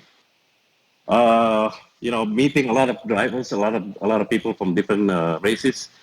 At my first world championship was really fun. Yeah, I would Back in imagine. Thailand. Yes. Did you guys party like rock stars after that? No, we just every time we play a nitro race, our body just get exhausted. We don't have time for that. We Yeah, I just want to can relax and sleep. Number 10, the best advice you have ever been given. Best advice. Well, stay humble. And appreciate what you have. Yeah, I agree with you right there. And I have one more question before we go on. What Tamiya kit or Kyosho kit that you want in your collection that you don't have yet? I don't have yet. Phantom. The Phantom. Phantom Kyosho. Yeah. I'm gonna have to. It's one of the car that our designer actually designed that car a long time ago. Awesome. All right, Kenji. Well, we're gonna wrap this up. I appreciate you coming on. I know you're a busy man. I know things are crazy in the world, but I hope people learn a little bit about you and Infinity from this interview. So thank you for your time. Okay, thank you for your time. Thank you for having me. Is there anything you'd like to say or say thank you to anybody before we sign off here? Yeah, well, stay safe, everybody at home. Try not to touch anything when you go out. Yeah. And keep on playing RC. Yes, people need to listen. When you go out. People need to listen. Okay, Kenji-san, well, thank you very much. And thank you very much for having me. I'll talk to you later on. And have a good day. You too. Okay, appreciate it, man. Thank you. Thank you. Tekno RC. Tekno RC. Tekno RC is a premium manufacturer specializing in 8th and 10th scale high-performance off-road RC buggies and trucks. Visit www.teknorc.com for a complete catalog of their products. Tekno RC. Excellence in engineering. Hashtag Tekno Takeover.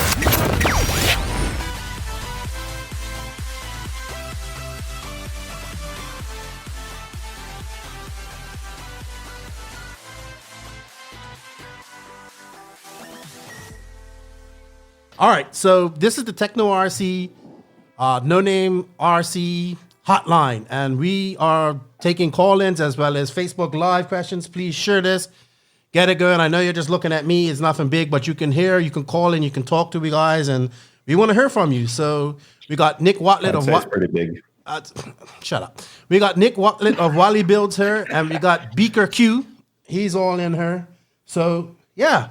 Share this. Let's get. We only got 21 people watching. Come on, we got 2 callers on the line. Let's take some phone calls. How you doing? Hold on. First of all, how you doing, Wally? How you making out in all this craziness? I'm doing all right. Just kind of taking each day by day and seeing how we can do it. Joseph, I'm not even gonna ask you how you're doing because this is like natural to you, being alone. Hey, where are you? Where are you live? You're not even live on the podcast. No, I'm page. on my one. For my one has more people, so I would just. Why? Just stop complaining, okay? Stop complaining. Just share it. You should be live on the. This is the podcast. You should be live on the podcast page. Hey, hey, you really are. I see you, NT.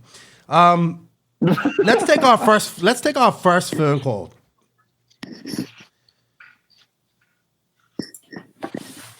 Hello, what's up? Who am I talking to? Hey, is this Chuck? You're, talking to. No, it's not Chuck, but it's Chuck's buddy. Oh, what's up, Chuck's buddy? Hey, Chuck's buddy. Can you wait a minute? We need to figure something out here. No, we don't. We're good to go. No, we're good. Yeah, what's the phone number? What's the phone number? The phone number is 424-414-6672. Put it into Facebook Live, Joseph. Hey, Chuck. 424-414-6672. Yeah. Hey, Chuck's buddy, what's your name? My name's Tyrell from British Columbia, Canada. Oh, yeah. You live. What's up, dude? How are you? Good. How are you, Nick? Pretty solid so far. Sweet. Yeah, we're all sad up here. The big barn's canceled. That's our big race for the year. So. Yeah. I was looking forward to that one. Hey. That's done everything we're gonna do there, but hey, are you the hopefully guy? we can get something going later. Are you the guy whose van caught on fire? No, I'm not. But No. Chuck told me to bring that guy up too. I wasn't there for that when that happened, but I was at that race. Oh yeah. I Yeah, kind of heard the our van backstory on caught how that fire. happened too. So we won't say that on the podcast, but I heard the backstory on how that happened. No. Yeah. Exciting times. So I just had a couple of questions for Joseph and Nick. I've heard like a couple of us faster guys and Kamloops always have this argument about how to tune with roll center. So like lengthening links and raising and lowering links, things like that. So I know a lot of guys will say that raising the links on the inner bit of the car, so near the towers, like raising them will create more roll. Some people say it flattens the car. I just want to get your guys' take on that. So raising the link on the inner, from what I've seen, is going to create more roll, and it's going to let the car rotate faster in some cases. So whenever the car feels like it's too hooked up or it's not rotating quick enough for you, you start to lift that up, and the higher that goes, the faster the car will rotate through a corner. And then vice versa. If the car is rotating too fast, you just start dropping that link. So the lower the link, the more side grip you'll start to feel. And then Yeah, basically, just the lower it is, the more side bite, and then the higher it is, the faster the rotation. In my in what I've seen. Okay. Joseph. Does length? Hold on, Tyro. Joseph. Yeah, what? Where are you, man? The man asked a question about Roll Center. What? Give him an answer, I'm damn it. here. Okay, well, 10 scale guys are confused because 10 scale cars, their roll centers are designed a bit differently than 8 scale cars. So the physics is the same always, but it depends on where your link is. So some cars going down on the link is the equivalent of going up on the link on some others. Do you understand? Because the tuning window is so far different from, let's say, a 10 scale 4-wheel buggy to an 8 scale buggy. So sometimes it can be confusing when you say that, going up or going down. But if we talk about 8 scale cars only, then typically I think the best way to tune the roll centers is to think of it as in the track or on the track. So if your car feels like it wants to flip over, if it feels nervous and edgy, then you raise the link. Then the car will be softer, it will roll more, and also it will feel like it's driving in the track. So you get on power and it just sticks to the track instead of wanting to flip over. And then if you're on a loose track and the car kind of feels numb and unresponsive and not so precise to drive, then you would lower the link, and then you get that responsiveness back, and you can drive the car more precisely. Okay, sweet. Any more questions, Tyrell? No, I think that was the big one. That's just one of the ones that's been bothering me for a while. So that does well for me. Sweet. Well, I appreciate you calling in, dude. You need to. No worries. Hold on, Joseph read has the something guide else to that say. I'm going to be releasing here. So, yeah, you What's need that, to sorry? read the guide that I'll be releasing here during the summer. Okay, sweet. Will do. All right, Nick. You all straight? Yep, all good here. All right, let's take on the... Hey, Tyrell, thanks for calling in, dude. And tune into the podcast and the YouTube videos that we're doing as well, man. Appreciate your support. For sure. No worries. Thanks, guys. And stay safe and wash those hands. Absolutely, man. No, I've been in quarantine for a little bit. I have like asthma and stuff like that. So Yep. the doctors told me to stay home from work. So I've just been hanging out at home. So You and I are exactly the same. sweet. All right. Yeah, just wrenching and waiting to get back on track. So All right, cool. Talk to you later on. Sounds good. you betcha. Thanks, guys. Bye-bye. See ya. Well, we have a call from Sweden coming up here. I know who this is. Hold on. Did I? No. Okay, there we go. Here we go. What's up, Connie? Thank you for holding. Hey, what's up, Keenan, Nick, and Joseph? What's going on? What's going on? Joseph, say hello. Jeez, did they not No. teach you manners in Finland? No. It's the same No, here in because of the Sweden, though. delay, So. I just fucking answer when someone asks a question. So I'm out here walking my dog, actually. So if I'm kind of heavy breathing, then No worries. Explanation. I'm not homesick in any coronavirus or anything like that. But so I don't have a question really. More so I was looking forward to the Euros, large scale Euros in Fairing and July. So if I just cancel everything up before 1st of July. So it's kind of on the edge there if that's going to be canceled or not. And what I wanted to just say is that not everything is canceled. We're still planning to have the first Nordic large-scale event here in Sweden, in my hometown. So I'm kind of helping out, organizing that. Some countrymen for you, Joseph, is coming over. I don't know if you know any large-scale racers, Joseph. That's your favorite class, right? Pecco. Yeah, Pekko. I don't know if he's going. Yeah, no, I don't think so. But I've been talking to him actually. So somebody, Esa Milele and what's his name? Saul Peltola or something. So, and then we have some Danish people, Norwegians, and Swedes. Probably hoping for about 50 people showing up. So that's still the plan. We don't know if we're going to be able to do it, but right now, it's outside. And we can try to be not more than 8 in every heat, so we can kind of spread out on the ROS, on the driver stand.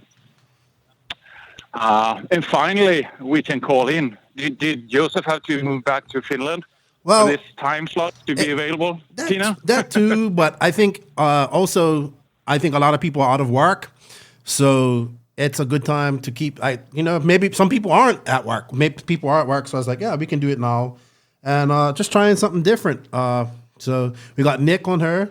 Hey, Nick. Yeah. Hey, have you ever tried fifth scale? No. I mean, I would like to, but I haven't. Connie's haven't really had one. Connie's like a large scale expert, right? And it's really big. It's. I would say it's probably bigger in Europe, or do you think it's bigger in America, Connie? Well, it's. I wouldn't say it's. I don't know if it's bigger here in Europe than in America, but it's definitely different because here in Europe we have different brands. Mm-hmm.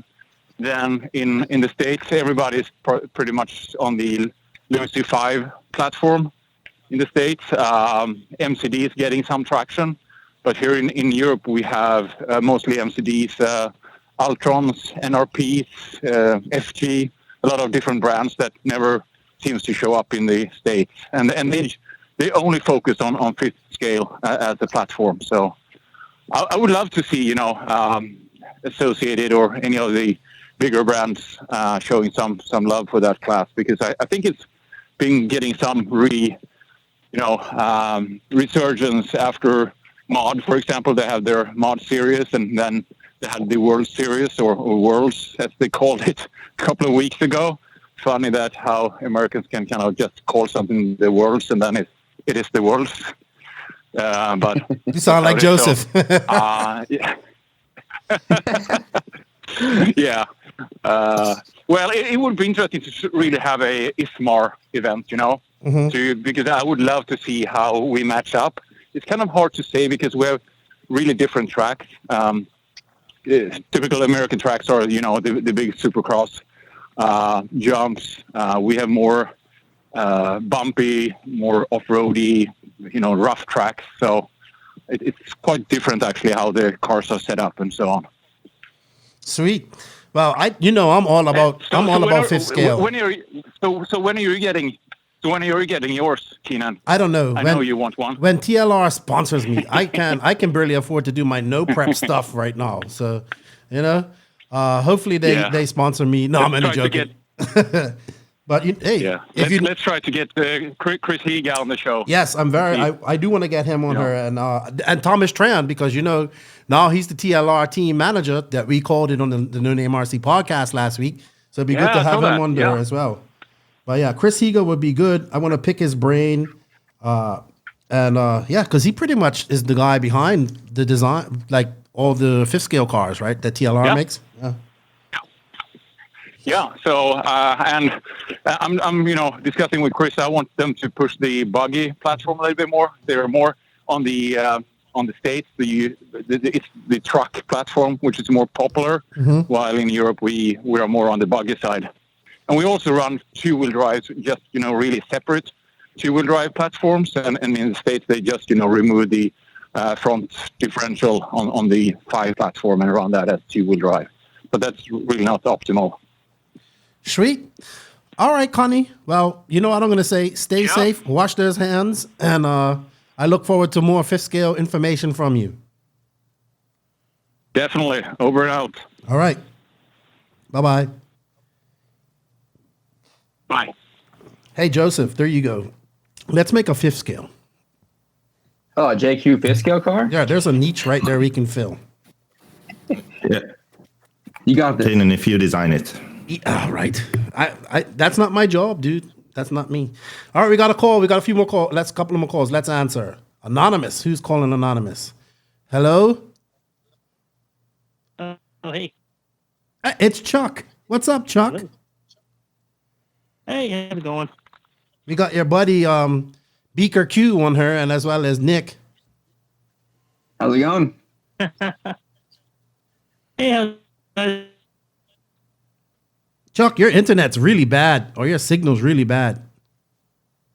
Oh, hey, can you hear me now? Yeah, there we go. Yep. All right. Yeah, I got my my most recent package from B, which will be the last one in quite a while, because all my stuff is at the border. So I got my fuel gun, which is kind of cool. Nice. I had a question about the fuel guns. So I've also noticed that Proline's got this like crazy expensive fuel stick on the market.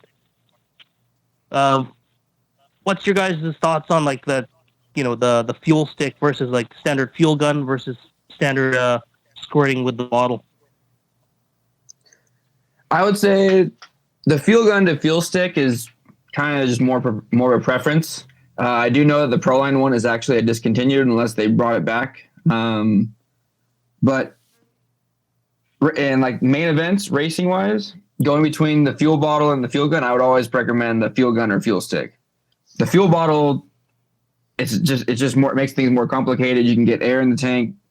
You got to like actually force the fuel into there rather than the gun where you just pull a trigger and it just drops into the tank and you're done.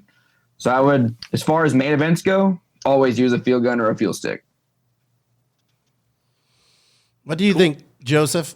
I fuel your tank really fast with a fuel gun, Joseph. Really great pit stops when I pit you. I know. Never get Keenan to pit you, that's for sure. I think the fuel gun has been better than that fuel stick thing. Maybe that's why they discontinued it, because a bunch of people had flame out issues with that thing. I never really looked into it. I just know that's the case. Maybe it was like going too fast. I think the Testmen still use it though. Interesting. They're both faster than a fuel bottle, that's for sure. Yeah, definitely faster. Hey, Chuck. Cool. Oh. Your buddy Tyrell called up. Yeah, I saw him online. Yeah. Nice. Good stuff. So, anyway, Chuck, did you find any hot dogs? Because I know you was upset that your local supermarket ran out of hot dogs the other day. Still upset. Some guy hoarded all the hot dogs at the market. But they left all the hot dog rolls. They left all the buns. Like, Yeah. who does that? What a monster. I don't know, man. I feel bad for you. I really do. All right, Chuck. Well, okay. Thanks for calling in, bud, and talk to you later. Hey, share this Facebook Live. Let's get some more people calling in. Right on. Okay, see ya. All right, bye-bye. Sounds good. See ya. Chuck calls every week. We have one more. Hello, what's up? Who am I talking to? You're loud. What's going on, Keenan? It's Danny. What's up? From Georgia. What's up, man? How you doing?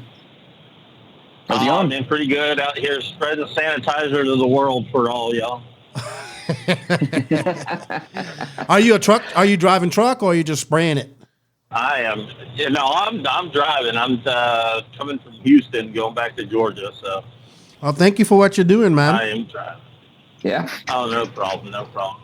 Actually, I got a question for Joseph this week. So, I got the question is 8 scale mainly.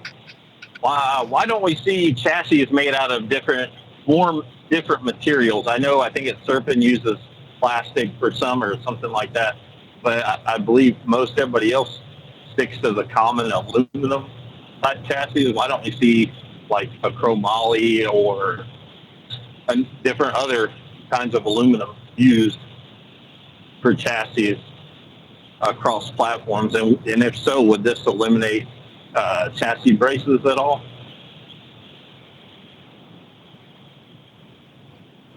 It's been tried before, but they don't tend to work because of the engine. So the chassis also dissipates heat from the engine, so that's important. So all the plastic chassis and composite chassis, carbon fiber chassis, they don't do that. So the engines run hot, so you kind of need to have some metal plate there anyway under the engine for that reason. And then also they just wear out really quick because 8-scale tracks are often, especially when they are run dry, they're really abrasive. So even the aluminum chassis can wear out in one day. Like Thunder Alley, when it's dry, it's ridiculous how quick they wear out. So that's why the aluminum chassis with steel skid plates is still the way to go. Yeah, we saw at SICK, even though everybody was trying to find traction on the main days, you go down the front straightaway and see people sparking across the ground as far as chassis slapper when they were landing at high speed. But yeah, that was my main question. Yeah, it's not as bad as in Europe. It's not as bad in Europe because our tracks are different and we don't have, or many of our tracks don't have the kind of jumps you do in America. That's really what wears out the chassis, the face of the jump when you take off and then the landing. Mm-hmm. Oh, that's cool. Yeah, but sparks are cool, especially at nighttime. Yeah, until someone's on fire. Yeah. So. If you're catching some, don't worry. You know what? We all know about fire, but it doesn't come from chassis sparks, right, Joseph? Yeah, it comes from smokers' batteries. Oh, yeah, no, that was Keenan's third world janky light bulbs. Yeah, those Tekin Gen 1 RX-8s were pretty interesting. Watch e-buggy races at like P&B. I think there were over about 80 or 90 Tekin ESC sold at P&B back when it was held in Georgia due to the fact that they would crack and catch on fire sometimes with the LiPos and stuff. Yeah, I remember that people talking about that. That's from those flat landings, man. When that's really bad on e-buggy electronics, like come landing on that, like without, like every time I see an ESC fail or catch on fire or anything, it's from just hard flat landings. Yeah, that's true. It's happened to me one time, but that was about it. But it happens to everybody once in a while. Cool. All right. Well, stay safe on the roads, man, and I'll talk to you later on. You and your stepson. I hope you guys get back racing her soon. I hope we all get back racing her soon. Yeah, we're hoping. We don't know if there's a club race this weekend, but there's supposed to be. I don't think they've canceled it in Augusta. There's a GORC series race in Augusta, Georgia. Okay. Next weekend. It may still be held. It may not. Not sure. So we hope to be there. Sweet. All right. Well, we're going to take it. Oh, gosh. Guess what? Smoker's calling in. Hey, Danny, tell your stepson I said hello and you drive safe, all right? Will do, man. Y'all have a good one. All right. Bye-bye. All right, bye. See you later. One thing, they don't teach you manners in Finland. No goodbyes, no hellos. I'm telling you. Uh-oh. Smoker, can I get a ridiculous and a woo before we even get started? Woo! Ridiculous. No Name RC podcast. Can you believe it? Hey, Smoker, it's almost your... From California! Hey, do you miss JQ yet? What's up, boys? Of What's course, going I on? always miss JQ. What's happening, Nick? How you doing? Joseph, say hello to Not too Smoker. much. How are you? Yep. Joseph Same never building. says hello or goodbye or anything. He just leaves. He shows up. No handshake. Do you have a room for me, Jay? I'm speaking in sign language. Of course. Hey, Smoker, what are you calling from? A That's the tin Block can? guy right there. I'm calling from the Honda. I'm on my way to Long Beach to see the doctor. Okay. Yeah, you got to be careful with your asthma with all this shit going on. Well, yeah, I'm borderline COPD, and I've been wearing a face mask. I have not gone out since Dirt Nitro Challenge. Wow. I've been on lockdown. Wow. So, yeah, I'm straight up been 30 days in, and everybody else can catch this disease. because I'm a true believer that there's a world plan that, you know, in a few years they'll come out with another disease that'll wipe everybody out that got coronavirus. The zombie apocalypse. It's coming. Zombie apocalypse. It's a. That would be awesome. It could be a thing. Yeah. I would love to shoot JQ in his head or decapitate him. Oh man. He doesn't have to be a zombie for that, though. Hey, so Smoker, this is episode 68. You know that, like, I almost forgot that you're next. So you better get ready. Oh shoot! All right, I got some material. You gotta get a it's all in my headset. head. You gotta get a headset and a mic, to plug into your phone. You know I'm not that tech savvy. No, so just like I just wing it. No, just get like the AirPods with a mic. Yeah, I'll have to go over to Wally Builds and borrow his. yeah. But even just what you get in the cell phone, like the thing that goes in the cell phone with the headphones and the mic. Yeah. Yeah, that's all you need, and good internet. Oh, you got good internet at your house. So I promise you, episode 69 is for you. So episode 69 is for you. So 69, you know why? Lady fan. Hey, is there anybody else? It's 69 for the same reason I start my Facebook Lives on 69. what happened, Smoker? Right. Oh, I'm saying there's not many other guys that are out there dating a girl half their age. So. Oh, I would say, yeah. I can't. Well, if I date a girl half my age, I can go to jail. How So. old are you, Wally? Whoa. Right. JQ's dating 5 girls. Around, you know? That's funny. JQ's dating 5 girls at one time. How do you afford I haven't heard about Jesus. this. It's Pamela and her 4 friends. That's right. It's his hand. They Five pay. friends. Oh, his thumb, his pinky, his forefinger, his middle finger. Oh my gosh. That's hilarious. Hey, Smoker. You stay safe, man, and wash your hands. Oh yeah, I do constantly. Actually, people kind of give me crap because I got 2 things of latex gloves here, and I walk around with not only a cover over my mouth but a bandana, so I also look like a bandito. Well, you better watch Look it. like I'm about to rob someplace. Smokey and the Banditos. I'm a little bit crazy.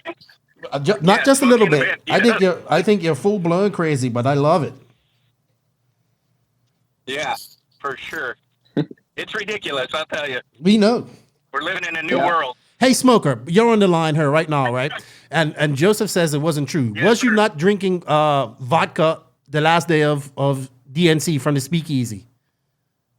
Oh my God, I was hammered. I No, told it you, I'm Joseph. very sorry if I said anything. No, Man, you didn't. I was trying to tell Joseph that you was drinking. He didn't believe me. Well, you know, one of the twins was mixing drinks in there, and I had the little card, so I was just going in. I probably was, and I drink vodka straight. You know, that's my preferred if I'm going to drink. So, yeah, I was definitely probably 30 shots deep on the last day because I didn't make the main. I missed it by 1 position, so I was mad. Sounds like my DNC. Well, Joseph, Proper reason to just get smashed, babe. cool. Yep. Every single race, all 3 races that I raced, I led the race and did not finish. I came into the pits halfway through my race, flamed out going out of the pits. I was like, okay, let's go tune this thing and get it better. Went out the next race. I think I started 5th on the grid, P5. I took the whole shot, boom, gone. Don't even worry about it. You're just going to follow me.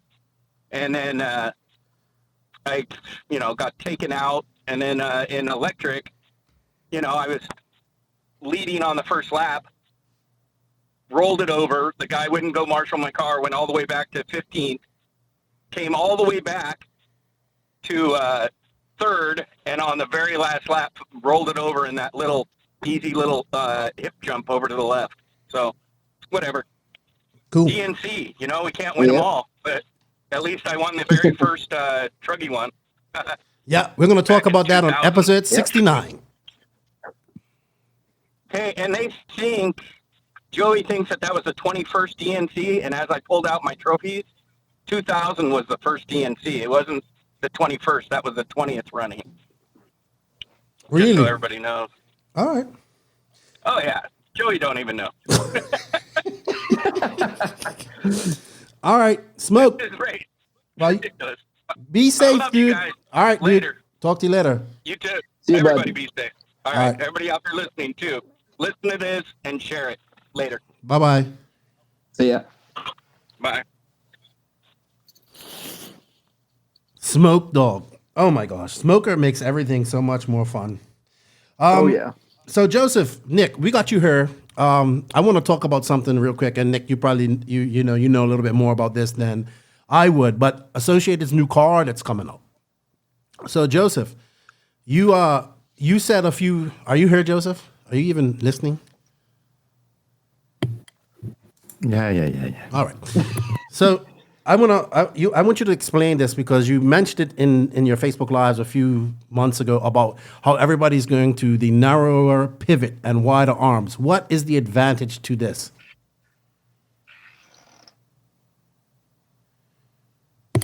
The car will actually generate traction and work. But why? Explain it to me.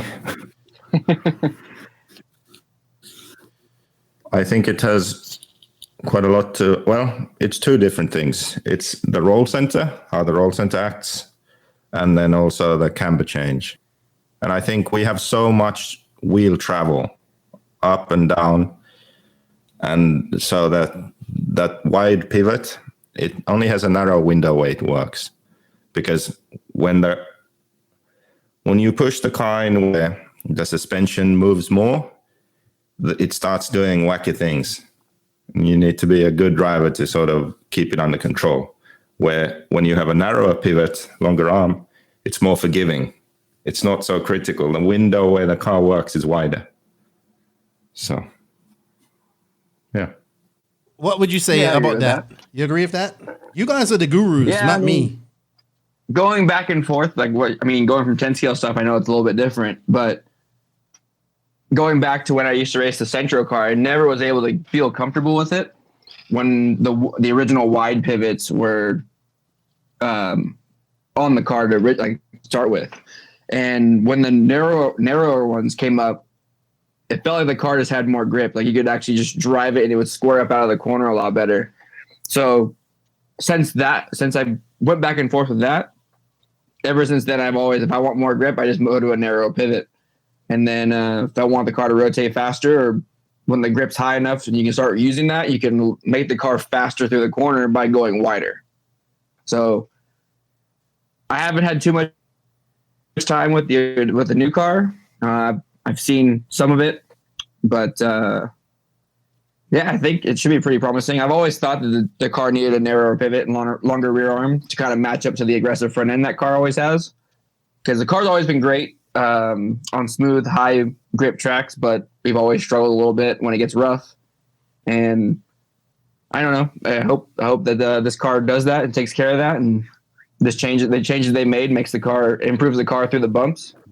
And hopefully don't lose too much speed on our high grip smooth tracks too. I'll know more once I get the car, I guess. I think that what happens is that people get a bit,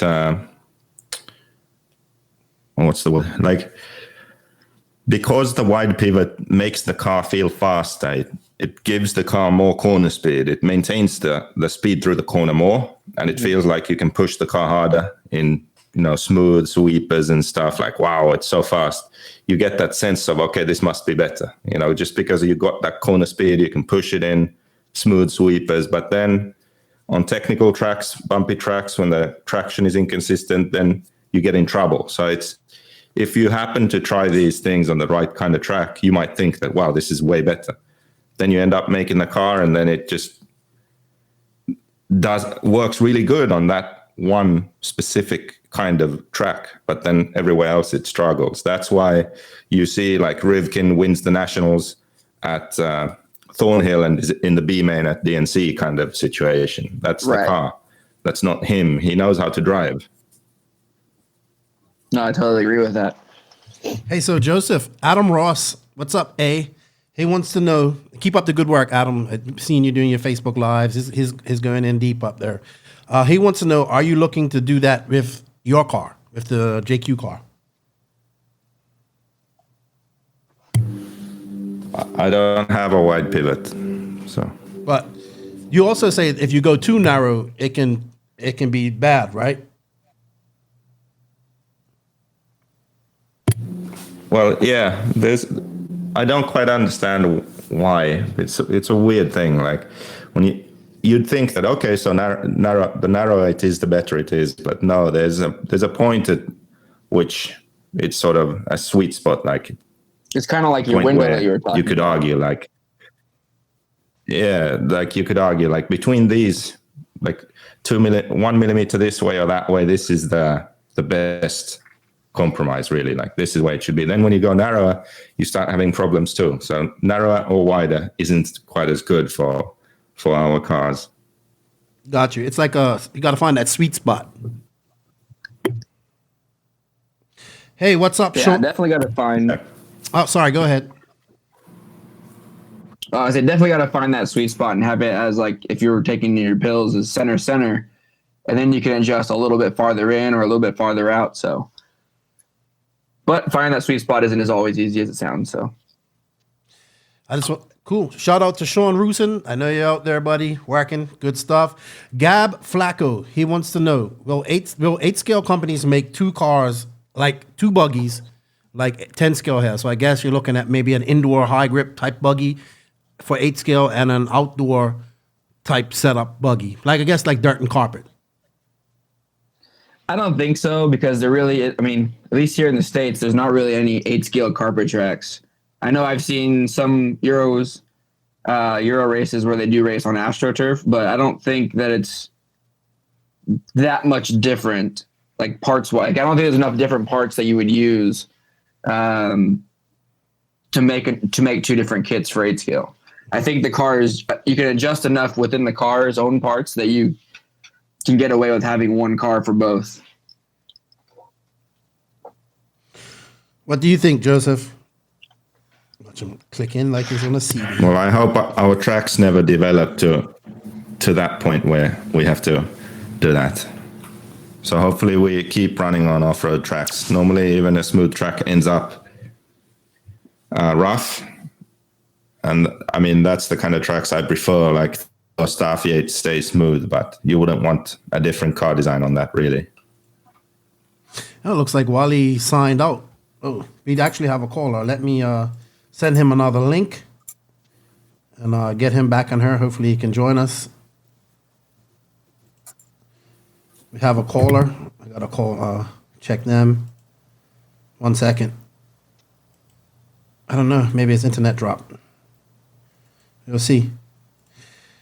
We have one more caller. Looks like we have a caller from Spokane.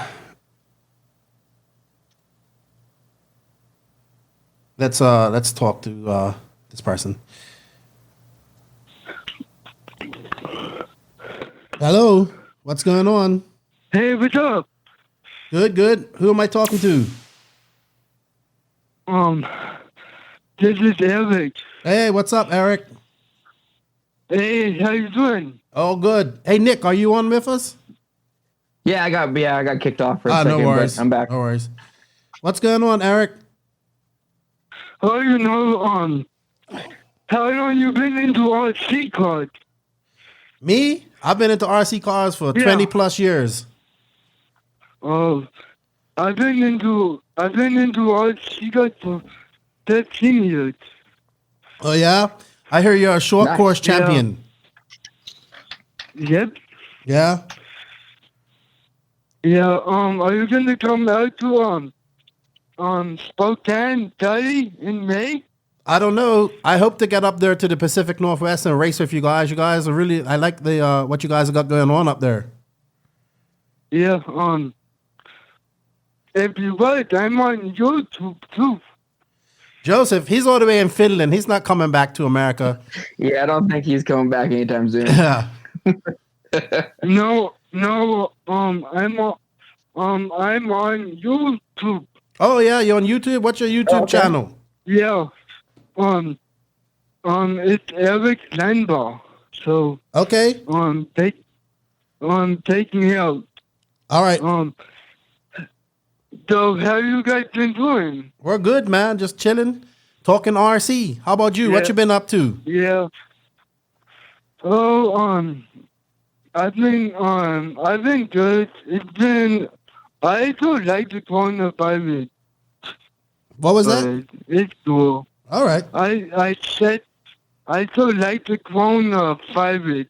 Oh yeah. Nobody likes it. It sucks. But yeah.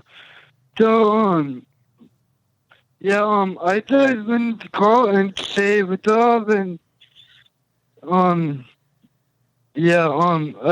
I really love us.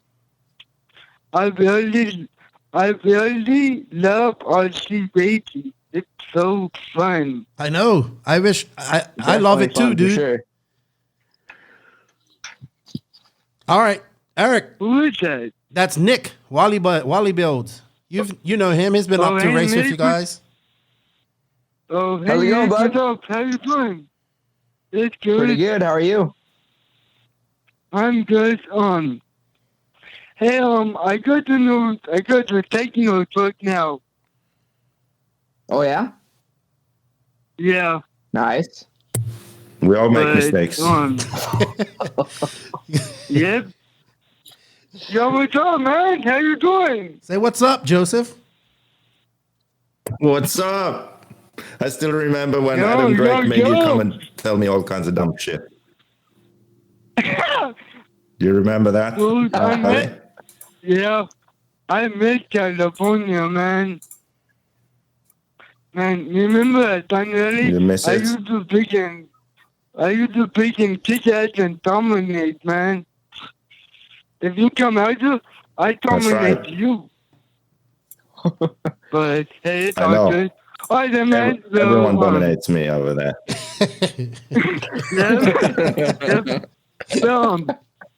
I just like to be on the podcast, and I hope to see you guys really soon tonight. Yes, Eric. And you keep racing, man, and you stay safe and wash your hands, dude.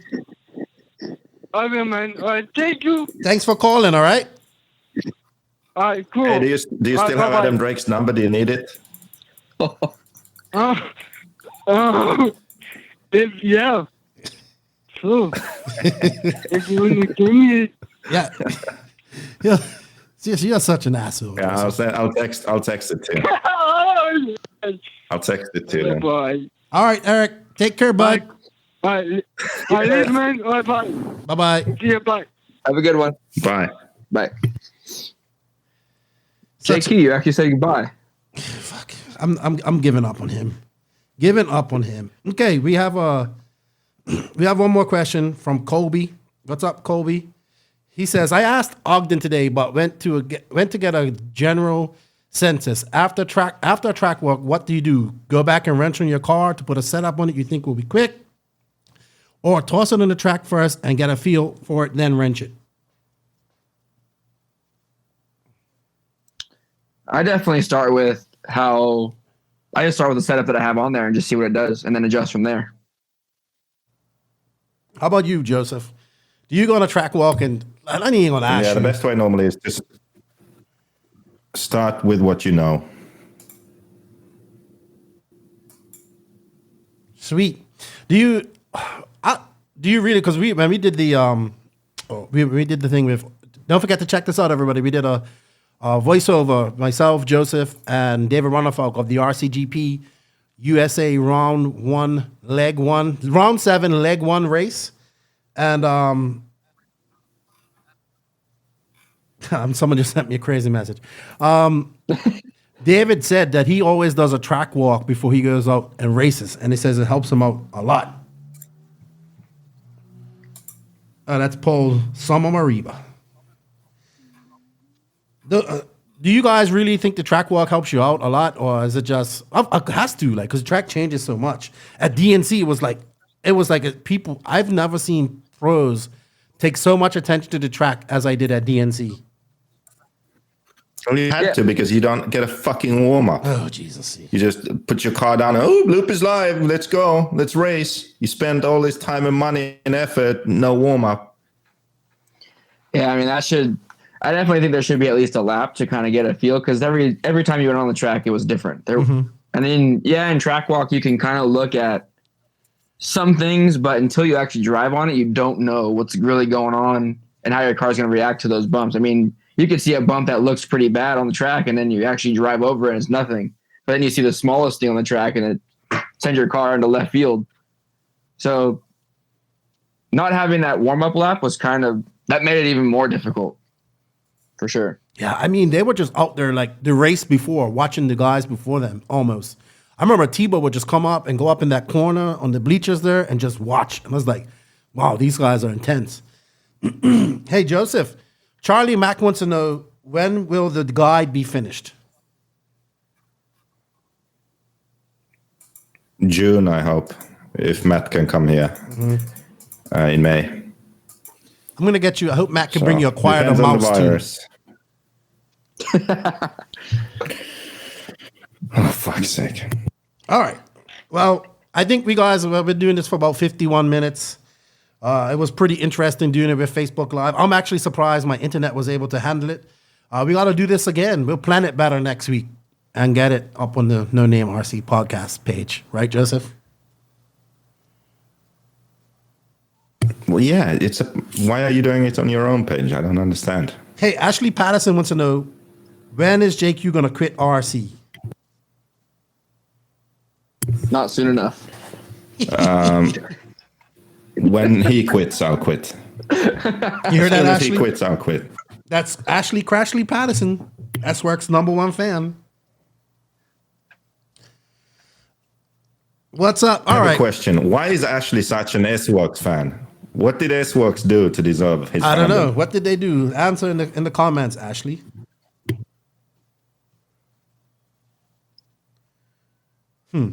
I don't know. Hey, Nick. Yeah. Well, I think we're gonna. He says it won't be for 70 years. Wow, he's young. Mike Anderson, great question. When is JQ going to do something on time? If I had the answer for that, I'd be a millionaire.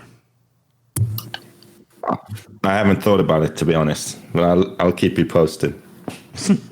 Ashley says S-Works is a good team to have a vibe with. All right. Okay. That's understandable. All right, guys. Well, I'm gonna end this, I think. And I don't know, somebody asked them what the rights. They bought the rights. He said, I guess it's talking about S-Works. They bought the rights to Mugen chassis design.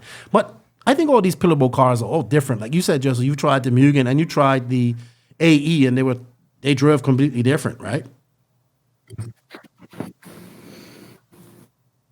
Yeah, they are different, but Associated, it's more so because I guess their former designer, even though he copied another car, he wasn't very accurate with his copy, you know? Mm-hmm. So they were trying to make the same, but ended up with something different. Oh my gosh. All right, Joseph. S-Works, I think, is actually a bit different, so. Matthew J. Forget. He asked you, Nick, are you anodizing your own aluminum? No, I don't actually do the anodizing in aluminum stuff. I just send that off to my buddy Justin over at Moto Whips. All right. I can only do titanium stuff it myself. Okay, cool. Sweet. All right, guys. Well, Nick, I thank you for your time, dude. I appreciate it. Yeah. Joseph, thank you. That guy. Yeah. And thank you all for tuning in. Hopefully we can do this next week and it'll be a little bit bigger. And Nick, are you down to come on next week as well? Of course. Joseph? I got nothing but time. Joseph? If we can figure out this lag, then yeah. Actually, we're fine. It's you. The only lag here is you. We had this argument yesterday. Yeah, it's my own lag plus the network lag. It's killing me. Well, I heard Nick fine. You know what you need to fix that? You need to get some better internet at your house, at your whatever you call that. You gotta stop paying for bootleg wireless and get some real stuff. Yeah, you probably have bad cell signal there. Everybody's saying JQ has shit internet. So everybody in the world knows that, besides you, Joseph. All right. Thank you to Tekno RC for bringing this segment to you. Thank you to Wally Builds. Go check them out on Facebook, Instagram. If you want to get a kit built, want to get some cool stuff done, check out Wally. And hey, stay safe, wash those hands, and if you can do it, just, keep the RC passion alive. Remember, hashtag RC is my passion. All right, guys, thank you, and I'll talk to you later on. Goodbye. Bye-bye. See ya. Oh, gosh. Oh, my gosh. Oh, JQ. It's always JQ. NNRC listeners, are you currently having trouble trying to get the power down to the ground? Well, don't you worry. Papa Willie's Traction Tonic has you covered for all your RC tire traction needs. Whether you race on carpet, concrete, dirt, loose, dry, slick, or high grip surfaces, Papa Willie's Traction Tonic cures poor traction.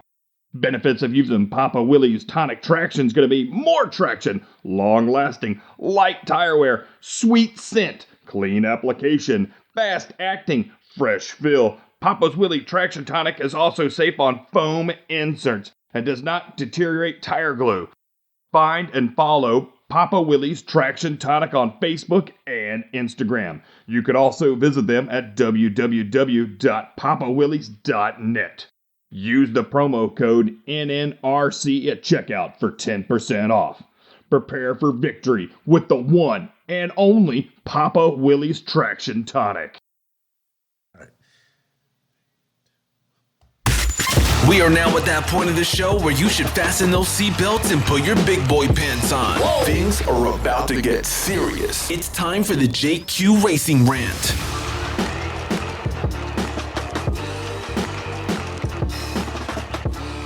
Yes. It's that time of the podcast. It's time for the JQ Racing Rant. And you know what? Before I go on any further, I'm going to put a further disclaimer in this because there's already one in the intro that says it's time to put your big boy pants on. Well, when we say put your big boy pants on, it means in this rant, it's uncensored. We're going to curse, we're going to make jokes, and we're going to talk about stuff that we feel that's going on in the industry that may not be right or maybe our opinion, and look for ways to fix that. But this also is a part where it's just the uncensored part of this podcast where we can be like we are when we're in the pits at a race, talking shit, lots of banter, lots of jokes, cursing, whatnot. So why I'm saying this is, listen, if you don't want your kids or young people to listen to this part of the podcast, please turn it off or leave it for when you're alone. I appreciate the support. I appreciate everybody listening to this podcast, but I will not let anybody dictate how this part of the podcast is run. If you're upset and you don't like what's going on in this podcast and this part of the podcast, you can send an email to whiteedition@jq-jqproducts.com and file your complaints there with the sponsor of that podcast. Because this part of the podcast is sponsored by JQ Racing, and it's going to be controversial and it's going to be uncensored. And why, may you ask, why I'm getting on my soapbox about that? Because, well, I got my first negative review on the podcast today, actually. And woo! Yes, we made it. Yeah, and you know what? Joe Rogan says don't read negative comments, and Steve Mathis, I think, kind of embraces the negative comments and goes from there. Well, I kind of I read this when I woke up this morning, and I was like, wow. And I think that this person is completely wrong in his assessment of what happened. So he complained about the rant last week, which was with myself, Josiah Jr., and we talked about what happened with Aromax and VP Pro and handing out the mask, which we thought was tacky. We also talked about COVID and stuff like that. And what this person ranted about what this person said was that the rant was negative and political, and we don't need this crap in RC right now. So I actually got up early this morning and re-listened to it. And I tried to pick out where we went. Because, look, one thing about me, I don't get political. I agree with lots of things. I may disagree with a lot of things that people say. on Facebook, and I agree with a lot of things that people say on Facebook as well. But I don't get political, and I think the worst thing if me saying on that podcast that it doesn't matter which political side of the fence you're on, we need to come together as one and tackle this problem that's going on in the world right now. If that is political, then fuck it, it's political. But I just don't get where this guy came off saying it was negative and political. Like, I just don't get it. And I know it's not supposed to faze me and stuff like that, but I actually I responded to the comment and I said, so tell me where. I showed him on the actual I showed him, I said, we was only talking about this that was posted in Circus RC, and I'm still like, I'm like, please tell me where we've gone negative. And he said, and the language, well, guess what? I think you should listen to some previous rants, and then you'll hear some real language, because Jeff Keaton, myself, and you have gotten pretty rowdy on this. But if you don't like language and you don't like that, then please don't listen to this part of the podcast, because I'm not going to stop it. Yes, we've censored some things because it's been too raw, but I don't think, I think what Joe said last week was, these are loads their mom should have swallowed. I think that's funny. Like, that's something we would say in the pits, and that's what this part of the podcast is supposed to be about. So, you know what? I'm not sorry if anybody got offended with that. It is what it is. I'm not changing what I do here, because this part of the podcast is just for that. Anyway, well, how do you feel about that, Joseph? Well, I'm just happy you got a negative review. Yeah, you happy if anything says negative for me. And I hope this person doesn't get offended with me saying this on the podcast. I hope he gets offended. I hope he gets offended and says he's never going to listen again, and he starts spamming the podcast everywhere, saying that Keenan is a shitbag and he's sensitive snowflake. You shouldn't care. So what? I know. So what? I know I shouldn't care, but some rants are good, some rants aren't, some rants are popular, some rants are not. Doesn't matter. Overall, the podcast is good. I know I shouldn't care, but I think I don't like being accused of being political when I'm not. When for like, I don't need to be political. You do that enough for everybody, and I don't. This just makes me want to go listen to that rant now. Yeah, I think you should. I didn't say anything political, and I think that's what kind of gone under my skin. And literally, there is a disclaimer in this intro saying, yeah, it's going to get rowdy. Rowdy means jokes, banter, cursing. So, hey, I'm sorry. I'm not sorry. Simple as that. If you choose not to listen to the podcast no more, that's your choice. I'm sorry. But I don't think it was that bad last week. I get it. I mean, I'm okay with negative criticism. Like, I never sort of, I guess I never take it well, but I take it, and I think about it and I understand it. But what I don't like, what I can't stand, is when I have negative criticism that's not right, or that's not true, that's false. That really pisses me off. So if I do something, or like RCGP, for example, there was a lot of criticism. Obviously, I was heavily involved in that series and invested in the series, time and effort. So when there was criticism, there was legit criticism that I understood. And it's like, well, we'll do it next time, or we'll improve on it, or this is the best we can do at the moment. And you didn't take that very well, I will add. A format or something like that, that's fine. Like, I understand that. But then when there's stuff that's just wrong, that really annoys me. Especially like the first race in the Philippine Masters with this Edward Sear. Like, Jesus Christ.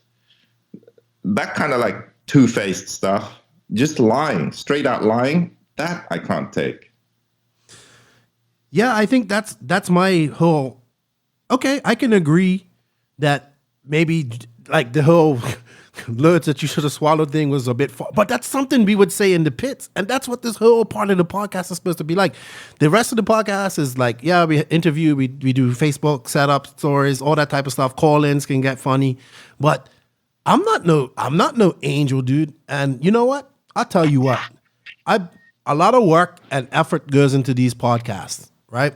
And I'm not like out here making a whole bunch of money and all this type of stuff off it. And I love doing the podcast, but when I get accused of being political, and I'm not, and when actually what I said, the most political thing I said was, I think that I quoted a quote from a post I saw on Facebook about it's time for America to show that it's really great. But a buddy of mine wrote, and I said, wow, I think we should come together no matter what political side you're on to help defeat this stuff. If that's pisses somebody off, then we don't need to be friends, because that's how I feel that we need to get together. Not just with this what's going on in the world right now, but just period. You know, my political stance on life is for me, politics are meant to divide people and keep people divided while rich get richer and the elite get eliter. That's my view on things. That's why I don't fuck with politics. I know that's your vice and that's your drug of choice, like triggering people with your politics and all that type of stuff and your opinions. That's your thing. It pisses me off sometimes, but it makes me laugh sometimes. And that's cool. Yeah, but ironically, politics is what's going to solve those problems too. I know that, but I'm just saying, I don't get, for someone to accuse me of being political, it's just, maybe it's not me. Maybe I just don't see it in that rant. Anyway, that kind of hurt me a little bit. Not hurt me, but just confused me. It confused me. And it confused me. And I actually listened to the rant twice again this morning just to make sure. So I just wanted to say that if you're going to get offended by cursing and all that type of stuff, then this part of the podcast, please don't listen to it. Please. Simple as that.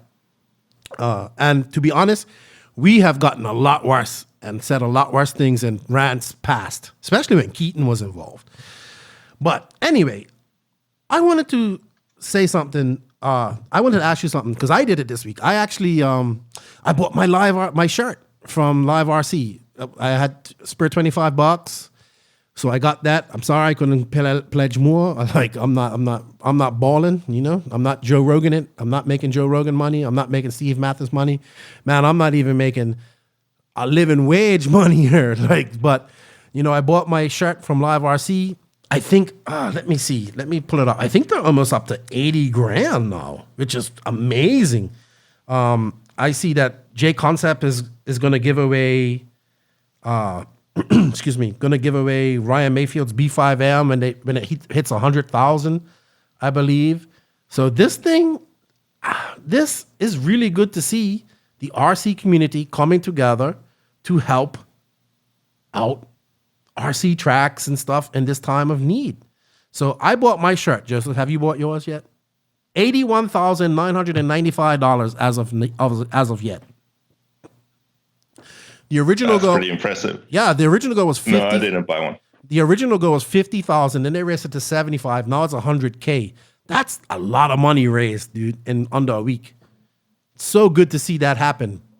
Really, it is. I wonder what the split is for the tracks. Like, what track got the most, and how much is it, and how many tracks get something. I guess once you divide that all up, it's a lot of tracks under her too. So some tracks will get nothing because some people maybe they didn't. I wonder if they release those stats. That would be interesting to see. I don't know, but they do release, like, if you want your name to be known and what track you supported. I actually sent mine to Inside Line in Albuquerque because they're like there's Jeff and Mike Amos's track. It would have been that or Beach RC, but Beach RC is actually a sponsor of this. I'm not saying that I didn't want to do it, but I thought that's a small little track. They got some big plans. They got a nice setup there. And I don't know.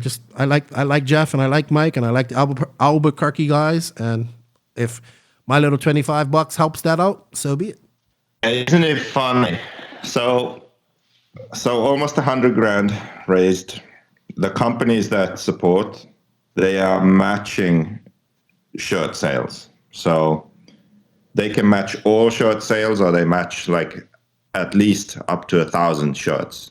So they can match with a $1, $2, $3, $4, $5. So all of those companies are paying like $1,000 to $5,000, something like that. And that's great, support the industry.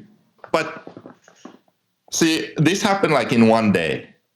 So just one day, these companies magically decided to part with $3,000 or $4,000 or whatever, right? So I don't want to hear anymore. I don't want to hear the excuse that, oh, we don't have the money to go to this race, or we don't have the money to do that or do this. Yes, everyone has a few $1,000s. Every company in this industry that is serious about being in this industry can spend a few $1,000s. That's a fact. And this proves it. What do they get for this? Nothing. They don't get shit. They are helping out the industry. It's like a positive, what's the word? It's like positive marketing, positive image, like image building. Yes. Plus, potentially it could actually help. But let's face it. But it seems like the right thing to do. If a track gets $1,000, yeah, it's the right thing. It's good. I'm not saying it's a bad thing. I'm saying this is good. Yes, it's good. Let's give tracks money.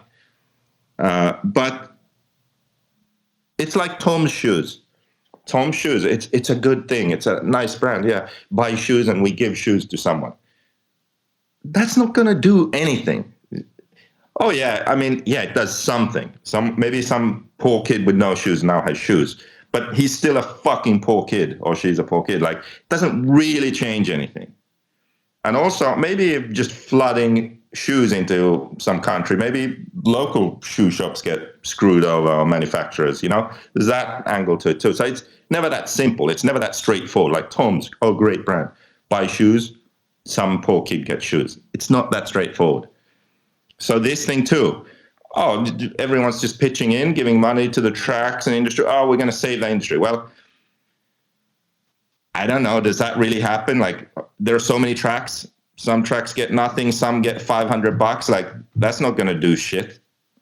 Do you see my point? I understand that, but the fact that these companies are now just suddenly, within 24 hours, just deciding like, here's, take my money, $3,000.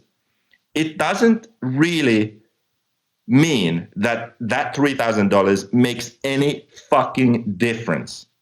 Yet they are willing to part with that money without having meetings and thinking about it and planning and strategy and budgets, and they just fucking pay. Right? Here, boom, done. So now, why am I saying this? Okay. Look at RCGP. RCGP had a plan. We want to try and do something for the industry. We want to try and grow the industry. This is how we will do it. This is our plan. And all these companies were like, man, we don't have the money. Basically, that's what it came down. We love the idea. We need to do something. We need to change. EFRA sucks. ROAR sucks. IFMAR sucks. We don't want to go to Brazil. We don't want to do this. We don't want to do that. The industry is terrible. We need to do something. Here's something to do. Okay, what's it going to cost? Oh, it's a few $1,000s. Oh, we can't afford to do that. We don't want to do that. We don't want to take the risk. What's in it for us? If we spend this money, we don't know for sure if we're going to get something back. Oh, here we go. 24 hours. Here's $5,000 for Live RC to, make some shirts and support the industry. It's not about the money. I don't want to hear that shit anymore. It's not about the money. Okay? I guess everyone has enough money. If this industry, it doesn't have to be RCGP. Even Live RC, even if Live RC decided to do something like, let's join the Supercross series and run RC events at Supercross in the pits. Let's run 6 rounds of that. We can do that now. Everyone has to pay $5,000. I think still, even then, the companies would be like, I don't know if we have the money. And they wouldn't pitch in and get it done. For them, actually, think about it. They are just paying money. They get nothing. They get a logo on a T-shirt. Then they just do it with there's no like second thought, anything. Just boom. Okay, can I talk now? Do you get where I'm coming from? Can I talk now? sometimes you have to give without any expectations of getting back, right? I believe in that. But that's what they typically don't do. Listen. I think this is a great idea, what they came up with. I think it's awesome that we're helping to raise money for, well, not just the companies, but people, period. I think it's great. I do agree with you that in the big scheme of things, maybe some tracks don't get money, maybe some tracks get $500, maybe some track gets $10,000. We don't know how it's going to be split out, right? But I still think it's a great idea. It's great publicity for the companies involved. I applaud that. I applaud everything that's going into place. I understand what you're trying to say. My point is, and I guess what your point is why can't we do this? Why can't we come together as an industry to invest in an idea? And like you said, it doesn't have to be RCGP. It could be an idea that Live RC comes up with or somebody else comes up with. Why can't we do this to change, to help, let me write it, to help start implementing, is I guess that's it. Yes, that's the word. Implementing change into the industry and the sport that we love, that we all know and all ask for change with. I think if we can come together to do this to help save tracks and give money to tracks, which is a fucking great idea, which I applaud everybody involved, don't get me wrong. And I think this is what you're trying to say, that we need to come together and do the same thing, no matter who came up with the idea, to help grow our industry and our hobby and our sport. So, yes. Yeah, because it's not healthy right now. You're right. And I get it. It's not just this T-shirt sale. Like this T-shirt sale, it's not, it's good, but it's like Tom's shoes. It's not sustainable. Okay, I understand that this is now because of the coronavirus and tracks have to shut down. Mm-hmm. So it makes sense. It's just like they are planning to pay everyone in America, $1,000 or something. So I get it. It's a unique situation, and tracks don't have the revenue, the income that they normally would have. So they need help, to survive. So it's great. I would love, I hope, and I'm very hopeful and I'm very positive about this. And I've been saying it for over a year. I want to see the industry come together to help grow and take it to that next level. I really hope that this is a step in that direction. I hope so too. I really do. And I know people's going to listen to this and they're going to be like, JQ is complaining about everything. I understand the point that you're trying to say. I totally understand your point. I get it. This is a great idea. We think it's great. I bought my shirt. I implore others to buy their shirt and support it. I implore you to do it as well, Joseph, because it goes to help out tracks and all that stuff. But I would like to see us come together as an industry. And I say industry as manufacturers to grow like what we're doing, man, to support new ideas, to stop saying we need change. But when change comes around, you balk at it. I don't know about that. Or it's money. There's money. This is proof that it's not money. Yeah. And this is proof that there is enough money to get it done. I would agree with you on that. If we as an industry want to improve, want to change, if we want to join full-scale events, if we want to have a product that could be shown on TV, on ESPN or something, if we really want that, we can do that. Yeah, I agree with you, dude. I agree with you. It's possible. I agree 24 hours. They raised $50,000 and no one really knows where the money goes. Seriously, the money's no checks and balances. Really. Yeah, but the money's going to get spread out. We don't actually at this point in time, when people decided to give money, they did not know. You can write anything online. How do you know? Do you see what I mean? I don't agree with you there. I get what you're trying to say, but I'm not try and be what's the word? On a theoretical, philosophical level here. Mm-hmm. Of course, they're going to pay the tracks and this and that. But I'm saying that it's just blind trust on one hand, and on the other hand, you're even you have to prove everything and show everything, and you still don't believe it. Yeah, I get that. I get like that. One hand, you just go for it, like, oh yeah, willy nilly. Here, have $3,000. Other hand, it's like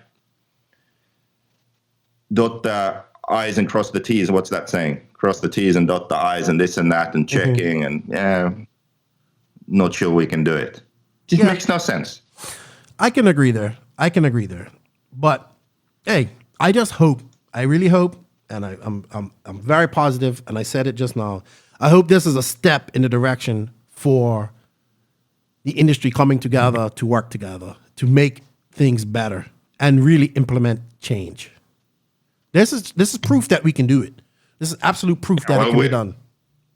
We'll see next year. Next year, there's something that's going to happen. Yeah, I heard about. It's going to be new. I heard about and we're going to see if we're going to see how people respond. And just for clarification, people, I know people are going to walk away with this and say JQ is against it. He's not against it, right, Joseph? You're not against this. You think it's a great idea, and you want to see more of this happen in RC, but for like what we talk for different reasons as well. Just clarify that. Yeah, I don't want any excuses anymore. There you go. Because I know some people's going to take this and JQ hates it, but you don't. You actually think it's a great idea. You just want to see it implemented in other things. I can't say that enough because I know what people are going to say. People want to hear what they want to hear and not what's actually being said. So it's a great idea. Let's make it 100K and good stuff. It's great to see the RC community come together. Good stuff. All right, Joseph. That's all I have to say for today. I'm going to get this podcast uploaded.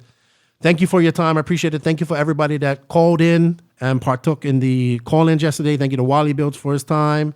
Thank you to all of the No Name RC podcast listeners around the world. Your support is truly appreciated. Thank you to our patrons on Patreon. You guys help keep these bills paid. Thank you to even, maybe I was a little hard on this guy, the negative comment, but it just confused me altogether. And I really would like him to explain where I went political. So you know who you are, message me. And thank you to our sponsors, dude. Thank you to RCMX Online, Tekno RC, Beach RC, JQ Racing, Papa Willie's Traction Tonic, BK Servers, and RC Racetracks. Remember, guys, I know times are tight, but showing our sponsors some love shows us some love. And stay positive. Wash those hands. Social distancing, whatever it's called. We're going to defeat this. Let's get back to racing. And remember, Nitro is the glory, but e-buggy pays the bills. And if you ain't grinding, you're sliding. And definitely wash those hands. Lefty out.